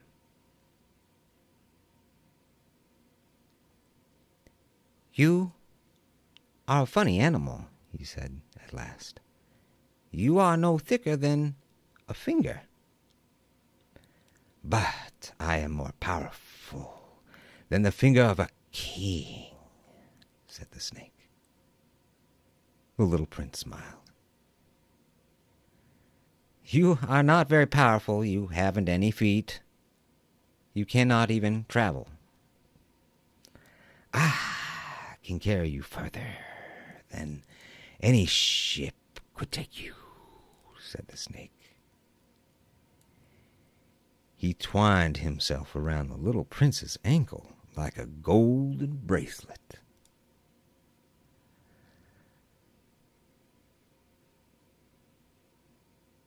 "Whomever I touch, I send back to the earth from whence they came." The snake spoke again. "But you are innocent and true, and you come from a star." The little prince made no reply.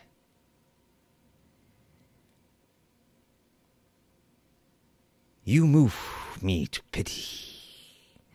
You are so weak on this earth made of granite," the snake said. "I can help you someday.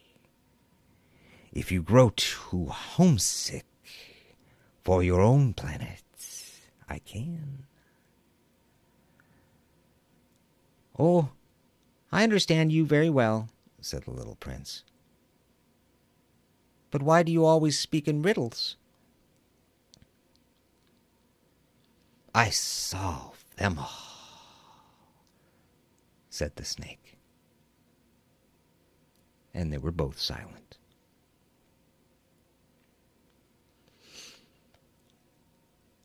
The little prince crossed the desert and met with only one flower.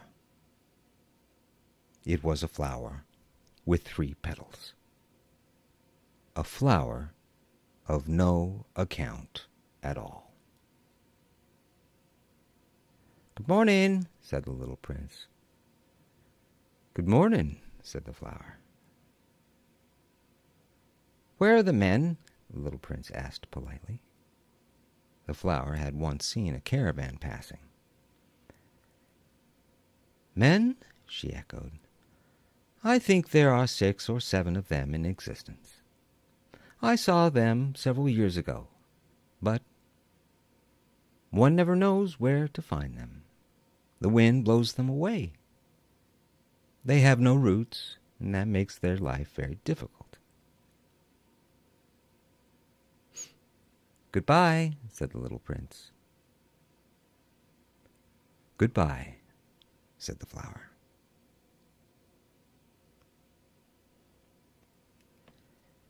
After that, the little prince climbed through a high mountain.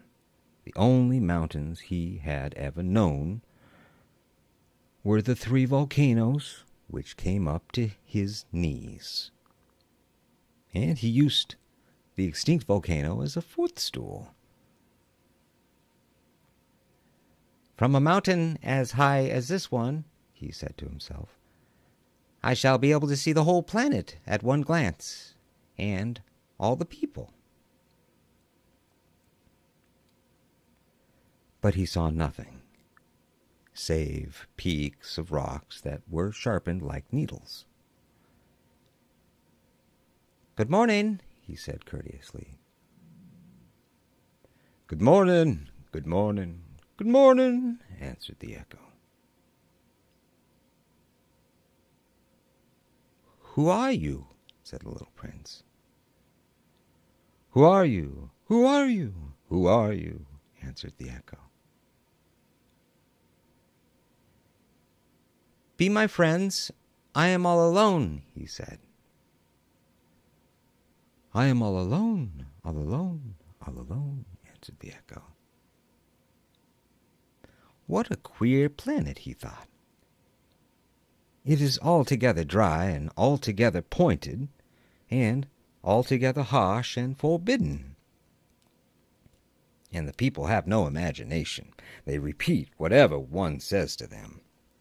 Oh, my planet, I have had a flower. She always was the first to speak.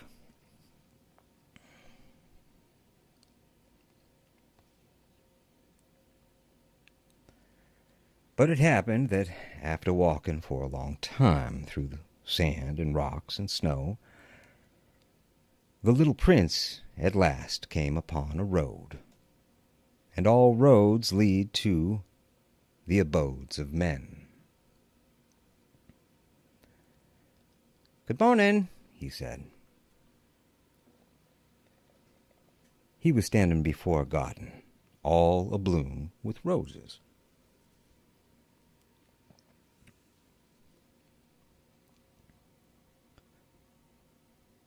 Good morning, said the roses. The little prince gazed at them. They all looked like his flower. Who are you? He demanded, thunderstruck. We are the roses, the roses said.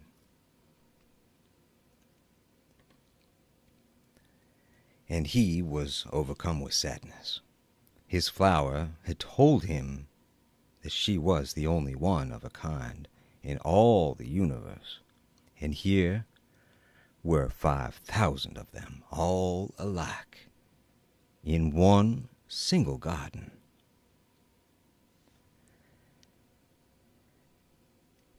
She would be very much annoyed, he said to himself, if she should see that. She would cough most dreadfully, and she would pretend that she was dying to avoid being laughed at. And I should be obliged to pretend that I was nursing her back to laugh. For if I did not do that, to humble myself also, she would really allow herself to die. Then he went on with his reflections. I thought that I was rich, with a flower that was unique, all the world, and all I had was a common rose. A common rose and 3 volcanoes that came up to my knees, and one of them perhaps extinct forever. That doesn't make me very great prince." And he lay down in the grass and cried.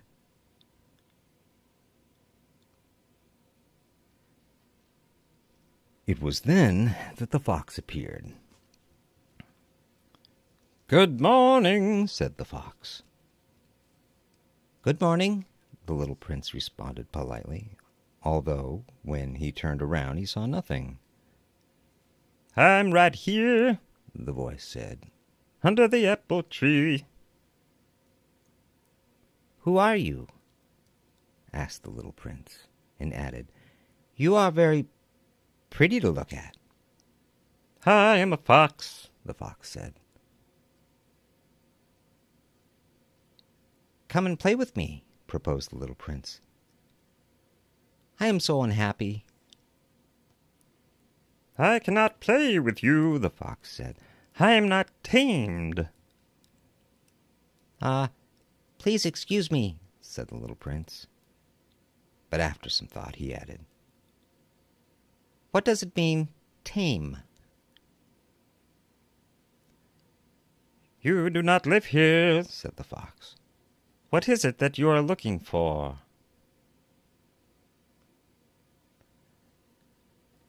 "I'm looking for men," said the little prince.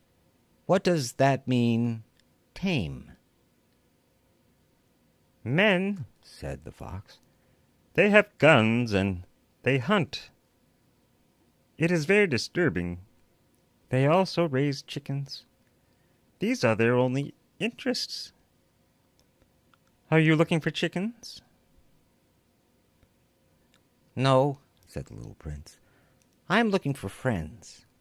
What does that mean, tame?" "It is an act of too often neglected," said the fox. It means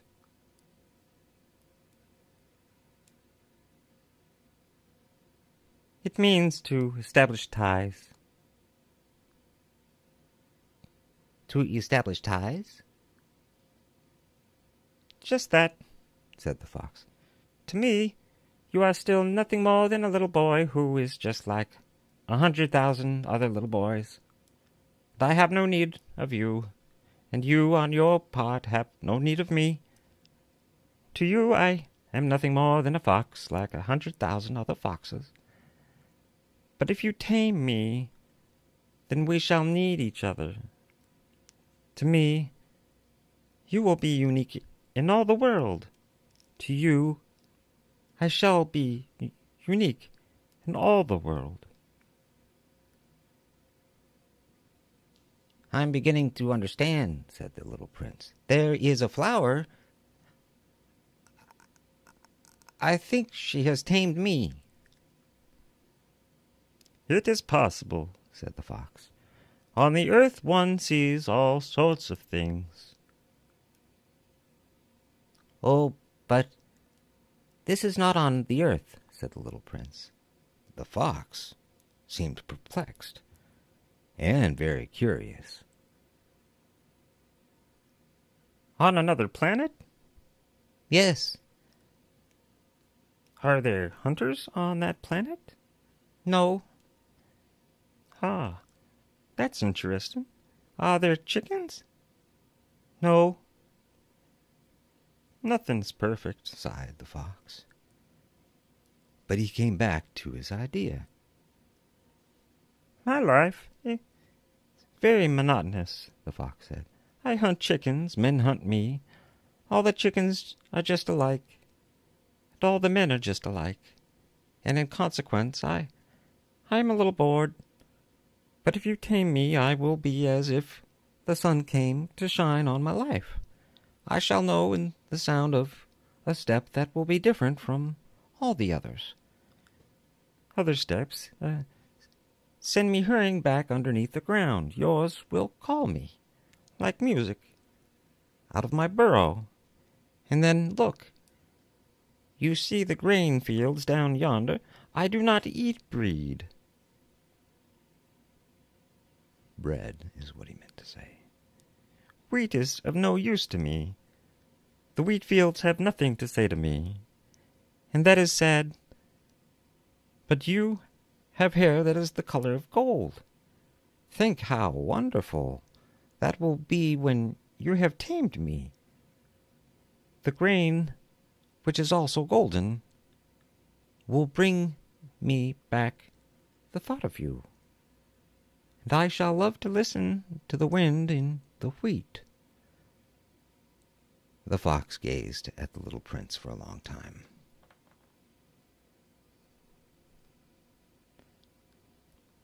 Please tame me, He said. I want to very much, The little prince replied. but I have not much time. I have friends to discover, and great many things to understand. One only understands the things that one tames, Said the fox. Men have no more time to understand anything. They buy things all ready-made at the shops, but there is no shop anywhere where one can buy friendship. And so, men have no friends anymore. If you want to be a friend, tame me. What must I do to tame you? Asked the little prince. You must be very patient, replied the fox. First you will sit down at a little distance from me, like that, in the grass. I shall look at you out of the corner of my eye, and I will say nothing. Words are the source of misunderstandings, but you will sit a little closer to me every day.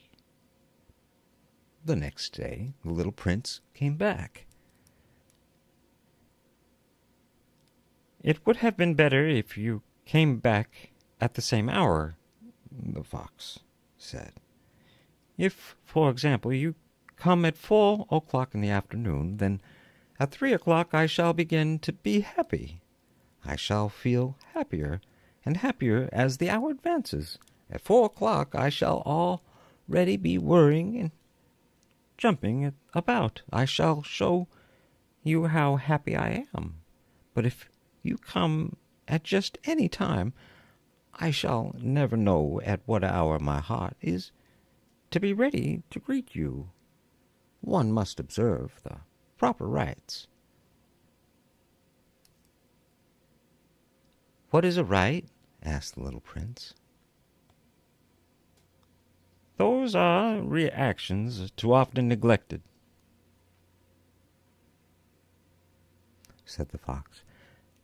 They are what make one day different from other days, 1 hour from other hours. There is a rite, for example, among my hunters. Every Thursday they dance with the village girls, and so Thursday it's a wonderful day for me. I can take a walk as far as the vineyards. But if the hunters danced at just any time, every day would be like every other day, and I should never have any vacation at all. So the little prince tamed the fox, and when the hour of his departure drew near, "Ah," said the fox, I shall cry.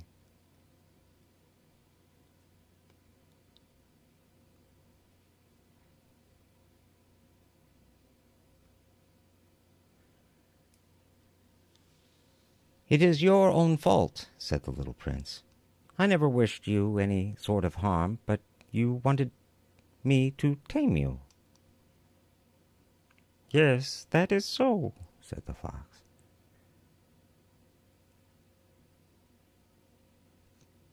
"But now you're going to cry," said the little prince. Yes, that is so, said the fox. "Then it has done you no good at all." It has done me good, said the fox. Because of the color of the wheat fields. And then he added, Go and look again at the roses. You will understand now that yours is unique in all the world. Then come back and say goodbye to me, and I will make you a present of a secret." The little prince went away to look again at the roses.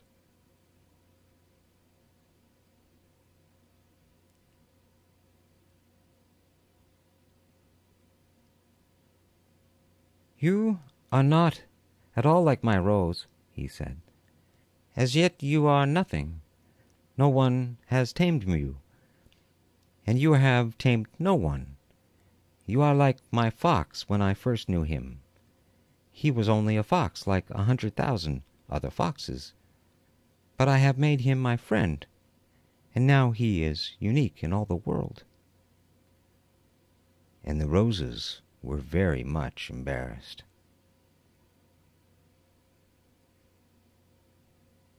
"You are beautiful, but you are empty," he went on. "One could not die for you. To be sure, an ordinary passerby would think about my rose, and that it looked just like you, the rose that belonged to me. But in herself alone she is more important than all the hundreds of you other roses. Because it is she that I have watered, because it is she that I have put under the glass globe, because it is she that I have scattered, sheltered behind the screen,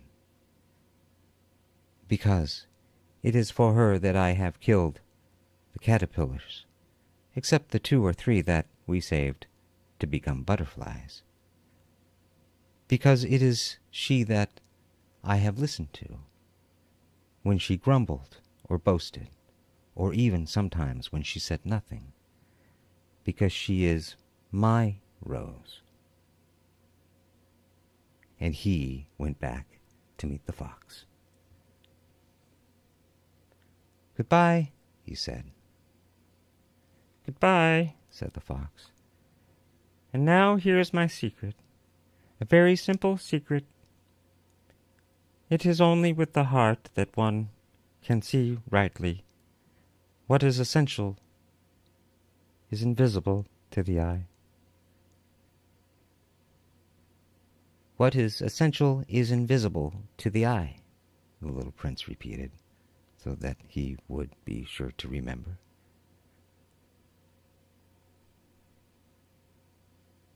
"It is the time you have wasted for your rose that makes your rose so important."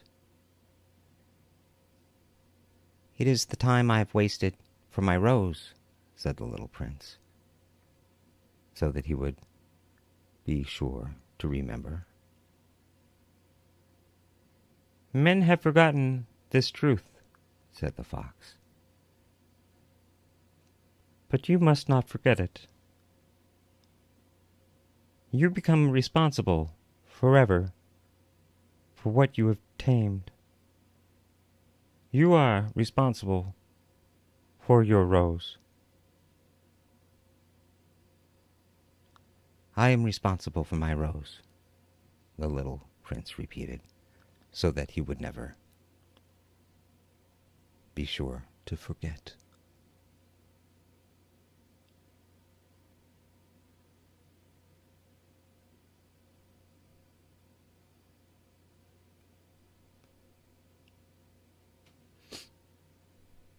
"Good morning," said the little prince. "Good morning," said the railway switchman. "What do you do here?" the little prince asked. "I sort of travelers in bundles of 1,000, said the switchman. "I send off the trains that carry them, now to the right, now to the left." And brilliantly lighted express train shook the switchman's cabin as it rushed by with a roar like thunder. "They are in a great hurry," said the little prince. "What are they looking for?"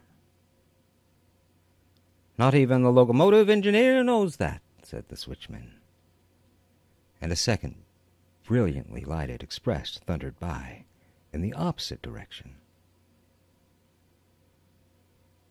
"Are they coming back already?" demanded the little prince. "These are not the same ones," said the switchman. "It is an exchange." "Were they not satisfied where they were?" asked the little prince. "No one is ever satisfied where here is." And they heard the roar, thunder of a third brilliantly lighted express. "Are they pursuing the first travelers?" demanded the little prince. "They are pursuing nothing at all," said the switchman. "They are asleep in there, or if they are not asleep, they are yawning. Only the children are flattening their noses against the window panes." "Only the children know what they are looking for?" said the little prince. "They waste their time over a rag doll, and it becomes very important to them. And if anybody takes it away from them, they cry." "They are lucky," the switchman said.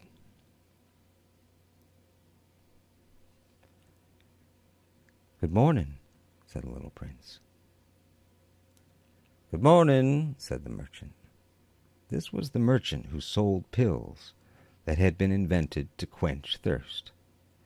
You need only swallow one pill a week, and you would feel no need of anything to drink. "Why are you selling those?" the little prince asked.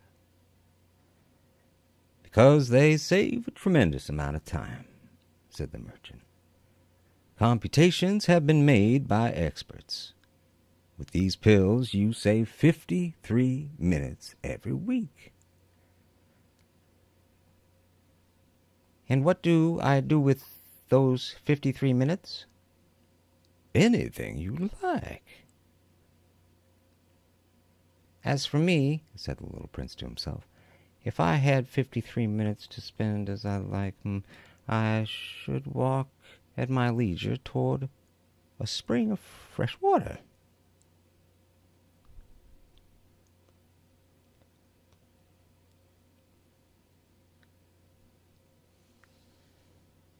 It was now the 8th day since I had my accident in the desert, and I had listened to the story of the merchant as I was drinking the last drop of my water supply. "Ah," I said to the little prince, "these memories of yours are very charming, but I have not yet succeeded in repairing my plane. I have nothing more to drink, and I, too, should be very happy if I could walk at my leisure toward a spring of fresh water." "My friend the fox," the little prince said to me. "My little dear man, this is no longer a matter that was or has anything to do with the fox." "Why not?" "Because I'm about to die of thirst." He did not follow my reasoning, and he answered me. "It is a good thing to have had a friend, even if one is about to die. I, for instance, am very glad to have had a fox as a friend."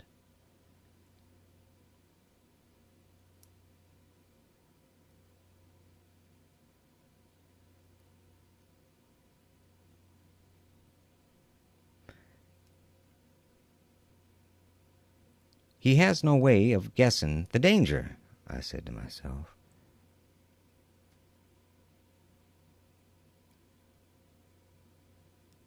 "He has never been either hungry or thirsty. A little sunshine is all that he needs." But he looked at me steadily and replied to my thought. "I am thirsty too. Let us look for a well." I made a gesture of wariness. It is absurd to look for a well at random in the immensity of the desert, but nevertheless we started walking. When we had trudged along for several hours in silence, the darkness fell, and the stars began to come out.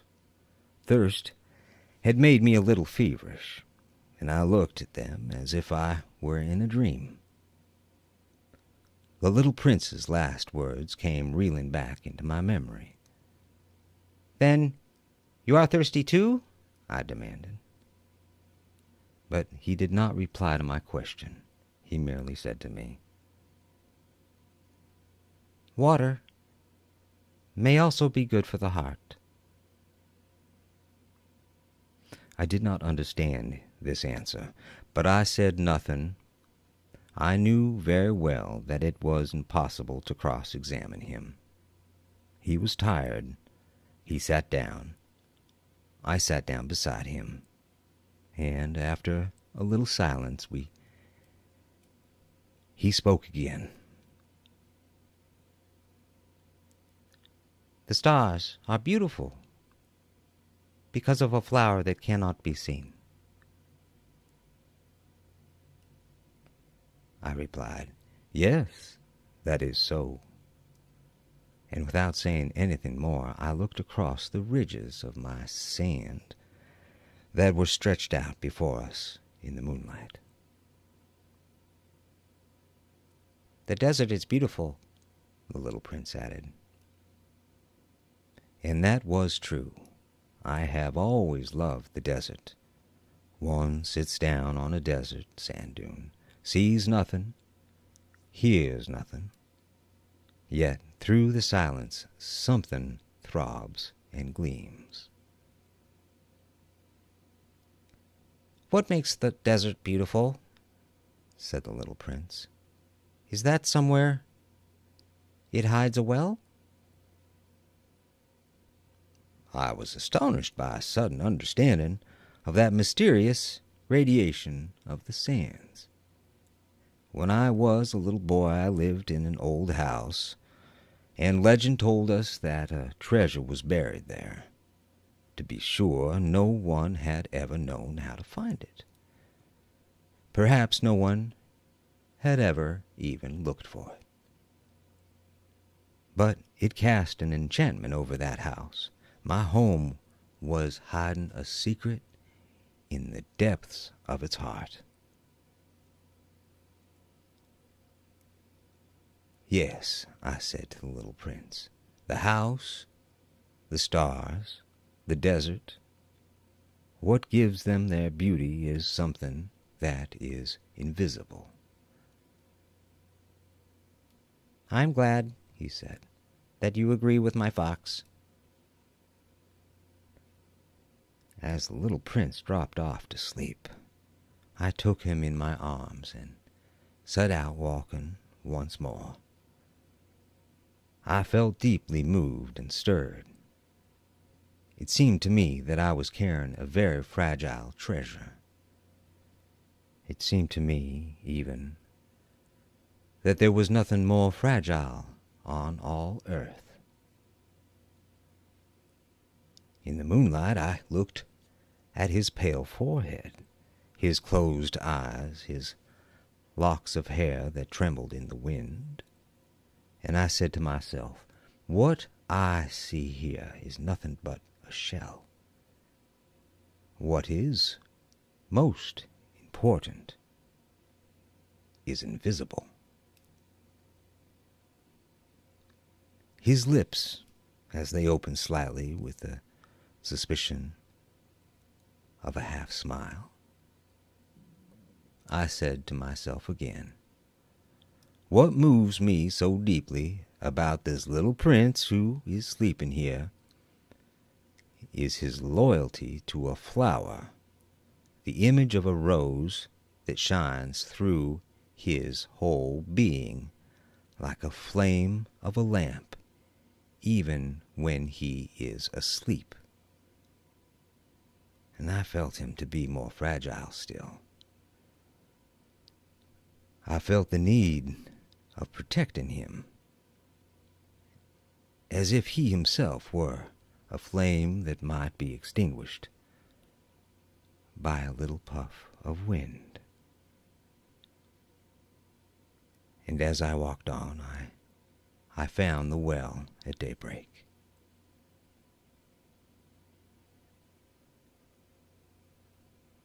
Men, said the little prince, set out on their way in express trains, but they do not know what they are looking for.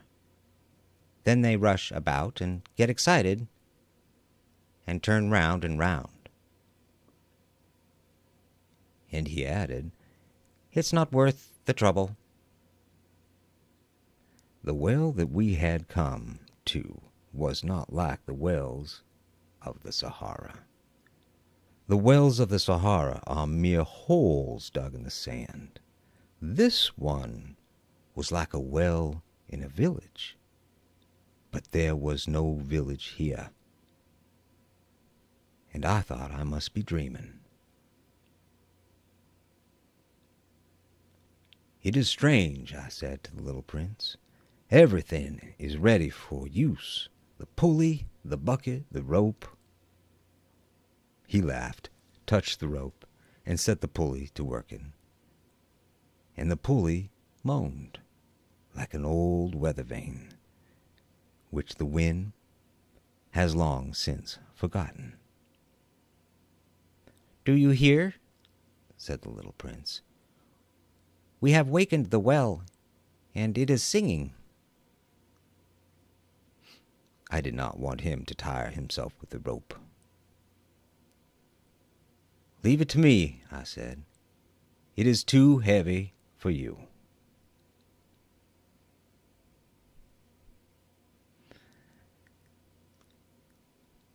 I hoisted the bucket slowly to the edge of the well and set it there. Happy, tired as I was over my achievement. The song of the pulley was still in my ears, and I could see the sunlight shimmer in the still, trembling water. "I am thirsty for water," said the little prince. "Give me some of it to drink." And I understood what he had been looking for. I raised the bucket to his lips. He drank, his eyes closed. It was as sweet as some special festival treat. This water was indeed a different thing from ordinary nourishment. Its sweetness was born of the walk under the stars, the song of the pulley, the effort of my arms. It was good for the heart, like a present. When I was a little boy, the lights of the Christmas tree, the music of the midnight mass, the tenderness of smiling faces used to make up so the radiance of the gifts I received. "The men where you live," said the little prince, "raise 5,000 roses in the same garden, and they do not find in it what they are looking for." "They do not find it," I replied. "And yet what they are looking for could be found in one single rose, or in a little water?" "Yes, that is true," I said. And the little prince added, "But the eyes are blind. One must look with the heart." I had drunk the water. I breathed easily. At sunrise, the sand is the color of honey, and that honey color was making me happy too. What brought me, then, this sense of grief? "You must keep your promise," said the little prince softly. as he sat down beside me once more. "What promise?" "You know, a muzzle for my sheep. I am responsible for this flower." I took my rough drafts of drawings out of my pocket. The little prince looked them over and laughed as he said, "Your baobabs, they look a little like cabbages." "Oh?" I had been so proud of my baobabs. "Your fox, his ears look a little like horns, and they're long, too long." And he laughed again. "You are not fair, little prince," I said. "I don't know how to draw anything except boa constrictors from the outside, and boa constrictors from the inside."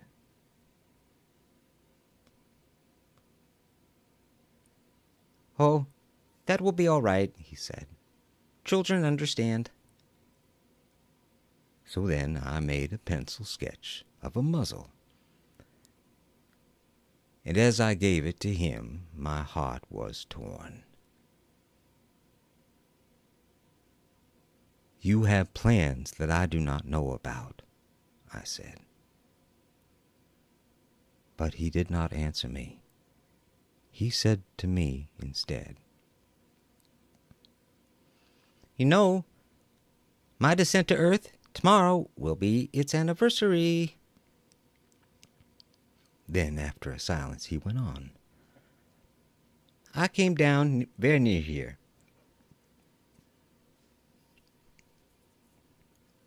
and he flushed.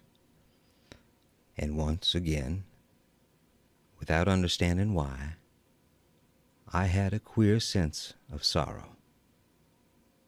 One question, however, occurred to me. "Then it was not by chance that on the morning when I first met you a week ago, you were strolling along like that all alone, 1,000 miles from any inhabited region? You were on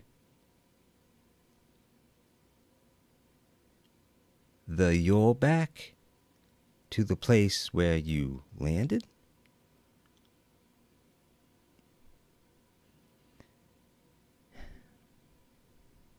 "You were on your way back to the place where you landed?" The little prince flushed again, and I added with some hesitancy, "Perhaps it was because of the anniversary?" The little prince flushed once more. He never answered questions, but when one flushes, does that not mean yes? "Ah," I said to him, "I am a little frightened." But he interrupted me. "Nah, you must work. You must return to your engine. I will be waiting for you here. Come back tomorrow evening." But I was not reassured. I remembered the fox. One runs the risk of weeping a little if one lets himself be tamed.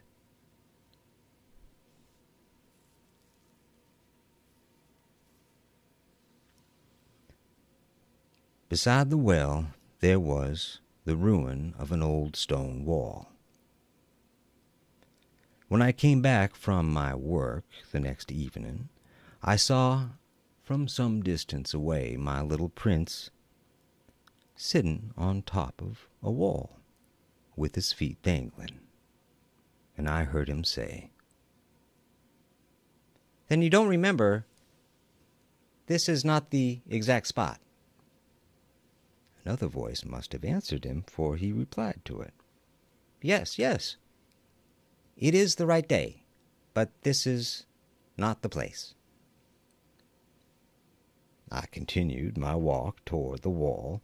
At no time did I see or hear anyone. The little prince, however, replied once again. Exactly.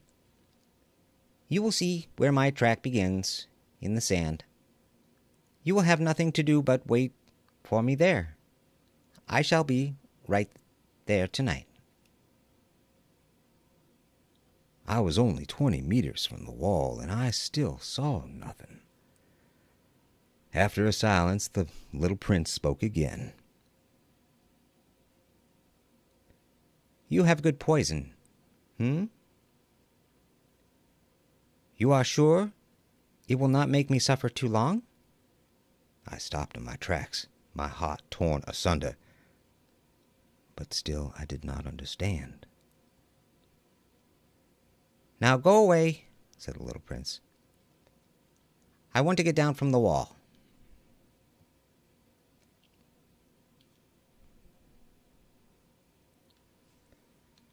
I dropped my eyes, then, to the foot of the wall, and I leapt into the air. There before me, facing the little prince, was one of those yellow snakes that take just 30 seconds to bring your life to an end. Even as I was digging into my pocket to get out my revolver, I made a running step back. But at the noise I made, the snake let himself flow easily across the sand like the dying spray of a fountain, and in no apparent hurry disappeared with a light metallic sound among the stones. I reached the wall just in time to catch my little man in my arms. His face was white as snow. "What does this mean?" I demanded. "Why are you talking with snakes?" I had loosened the golden muffler that he always wore. I had moistened his temples and had given him some water to drink, and now I did not dare ask him any more questions. He looked at me very gravely and put his arms round my neck. I felt his heart beating like the heart of a dying bird shot with someone's rifle.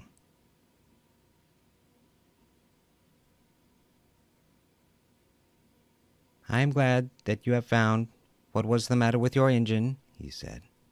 Now you can go back home.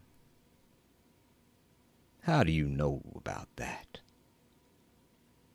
I was just coming to tell him that my work had been successful, beyond anything that I had dared to hope.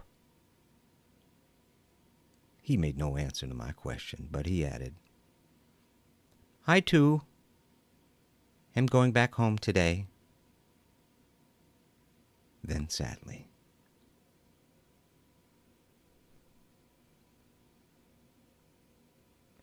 It's much further. It's much more difficult. I realized clearly that something extraordinary was happening. I was holding him close in my arms as if he were a little child, and yet it seemed to me that he was rushing headlong towards an abyss from which I could do nothing to restrain him. His look was very serious, like some one lost far away. I have your sheep, and I have the sheep's box, and I have the muzzle. And he gave me a sad smile. I waited a long time. I could see that he was reviving little by little.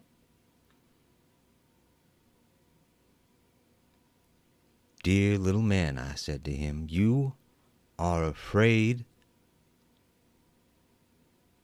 He was afraid.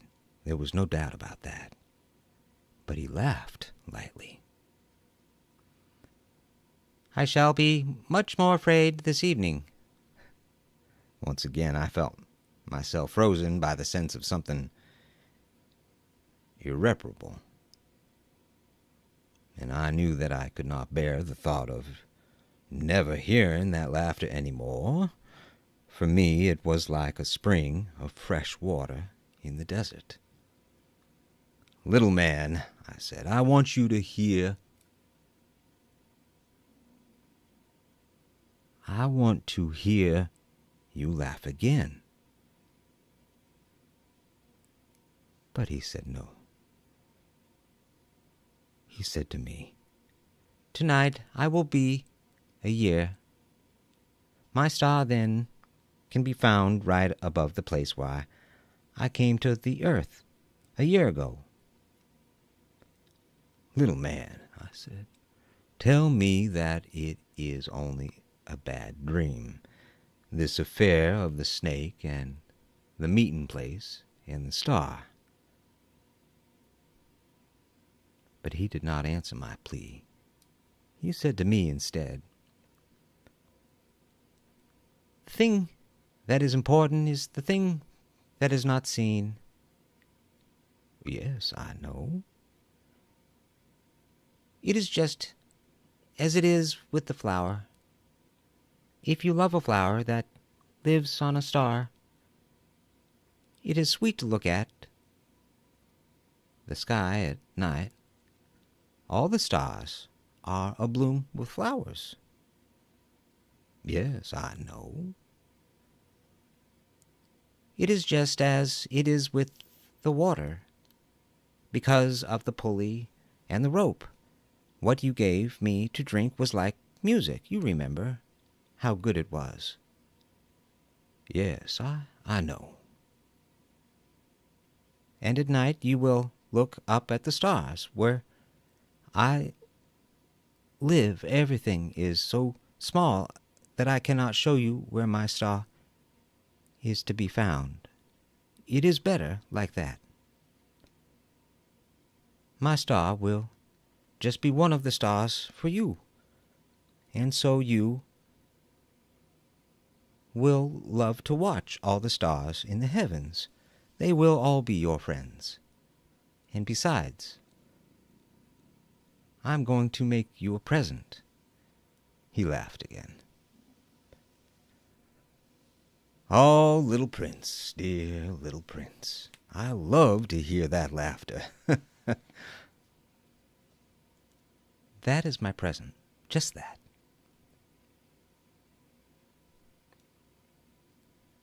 "It will be as it was when we drank the water." "What are you trying to say?" "All men have the stars," he answered. "But they are not the same things for different people. For some who are travelers, the stars are guides. For others, they are no more than little lights in the sky. For others, who are scholars, who are problems, they are. For my businessmen, they were wealth. But all these stars are silent. You alone will have the stars as no one else has them." "What are you trying to say?" "In one of the stars I shall be living. In one of them I shall be laughing. And so it will be as if all the stars were laughing. When you look at the sky at night, you, only you, will have stars that can laugh." And he laughed again. "And when your sorrow is confirmed, time soothes all sorrows. You will be content that you have known me. You will always be my friend. You will want to laugh with me. And you will sometimes open your window, so, for that pleasure. And your friends will be properly astonished to see you laughing as you look up at the sky. Then you will say to them, "Yes, the stars always make me laugh." And they will think you are crazy. It will be a very shabby trick that I shall have played on you. And he laughed again. It will be as if, in place of the stars, I had given you a great number of little bells that knew how to laugh. And he laughed again. Then he quickly became serious. "Tonight, you know, do not come." "I shall not leave you," I said. "I shall look as if I were suffering. I shall look a little as if I were dying. It is like that. Do not come to see that. It is not worth the trouble." "I shall not leave you." But he was worried. "I tell you, it is also because of the snake. He must not bite you. Snakes, they are malicious creatures. This one might bite you, just for fun." "I shall not leave you."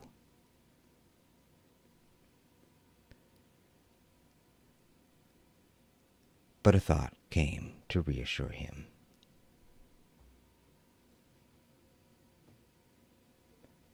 "It is true.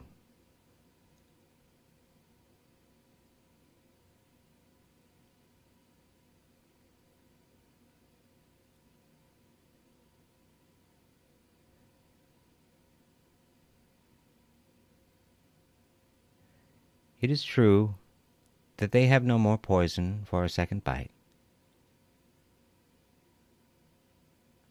That night I did not see him set out on his way. He got away from me without making a sound. When I succeeded in catching up with him, he was walking along with a quick and resolute step. He said to me merely, "Ah, you are there." And he took me by the hand, but he was still worrying. "It was wrong of you to come. You will suffer. I shall look as if I were dead, and that will not be true." I said nothing. "You understand, it is too far. I cannot carry this body with me. It is too heavy." I said nothing. "But it will be like an old abandoned shell. There is nothing sad about old shells." I said nothing. He was a little discouraged, but he made one more effort. "You know, it will be very nice. I, too, shall look at the stars. All the stars will be wells with a rusty pulley. All the stars will pour out fresh water for me to drink." I said nothing. "That will be so amusing. You will have 500 million little wells, and I shall have 500 million springs of fresh water." And he, too, said nothing more, because he was crying. "Here it is. Let me go on by myself." And he sat down because he was afraid. Then he said again, "You know, my flower, I'm responsible for her, and she is so weak. She is so naive. She has 4 thorns. of no use at all to protect herself against all the world.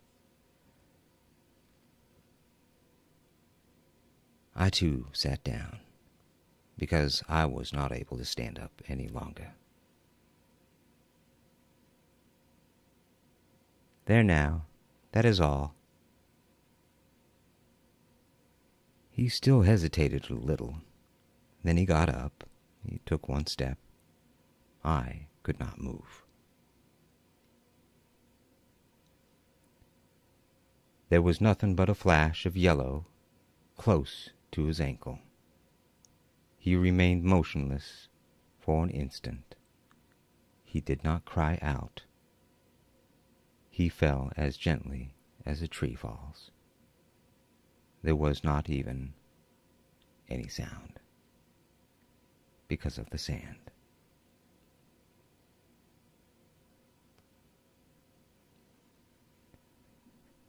And now 6 years have already gone by. I have never yet told this story. The companions who met me on my return were all well content to see me alive.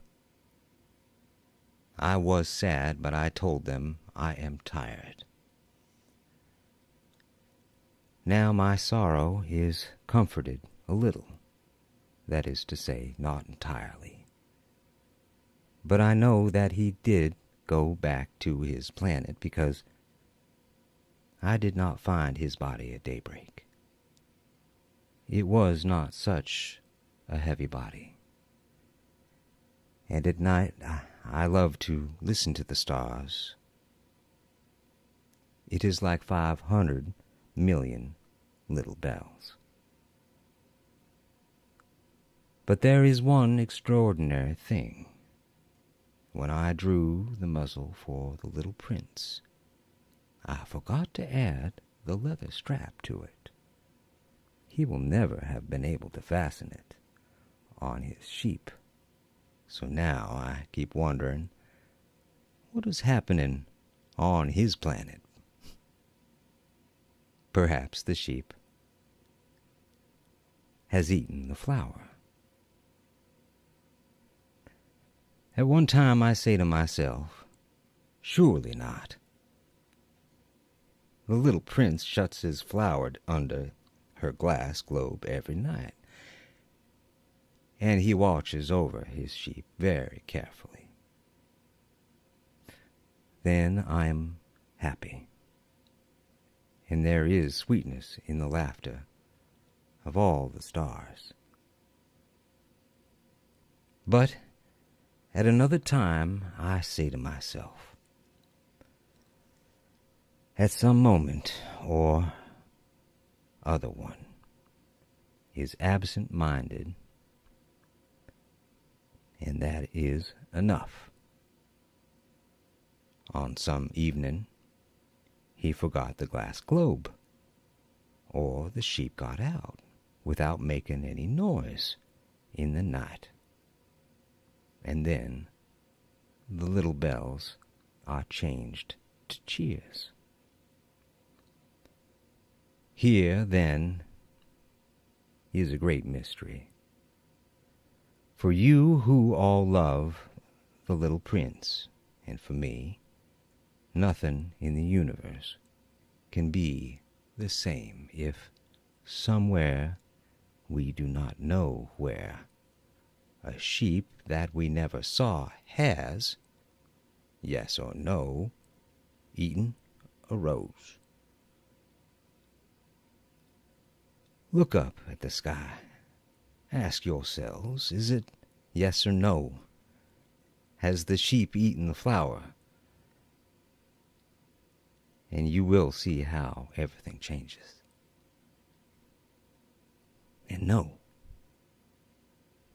grown-up will ever understand that this is a matter of so much importance.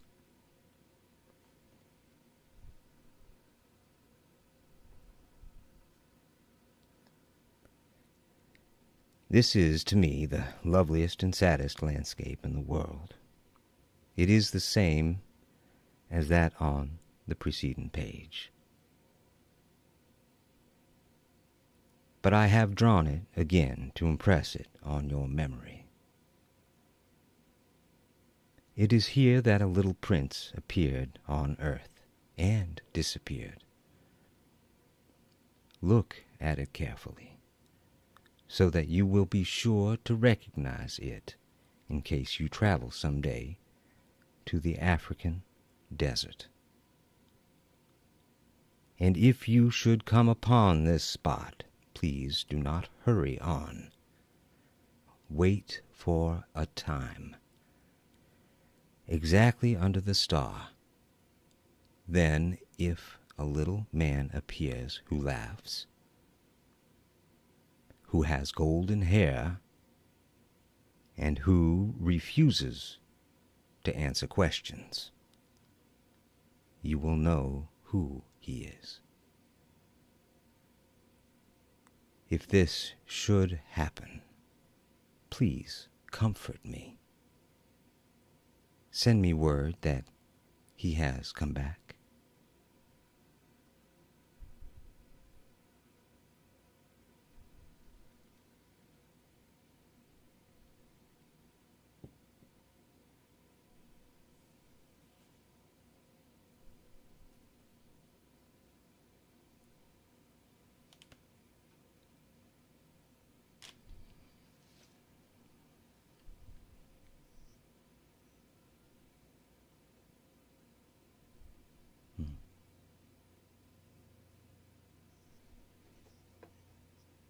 Mm-hmm.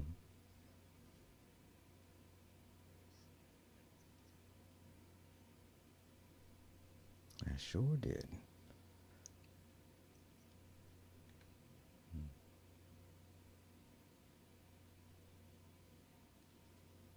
You're welcome.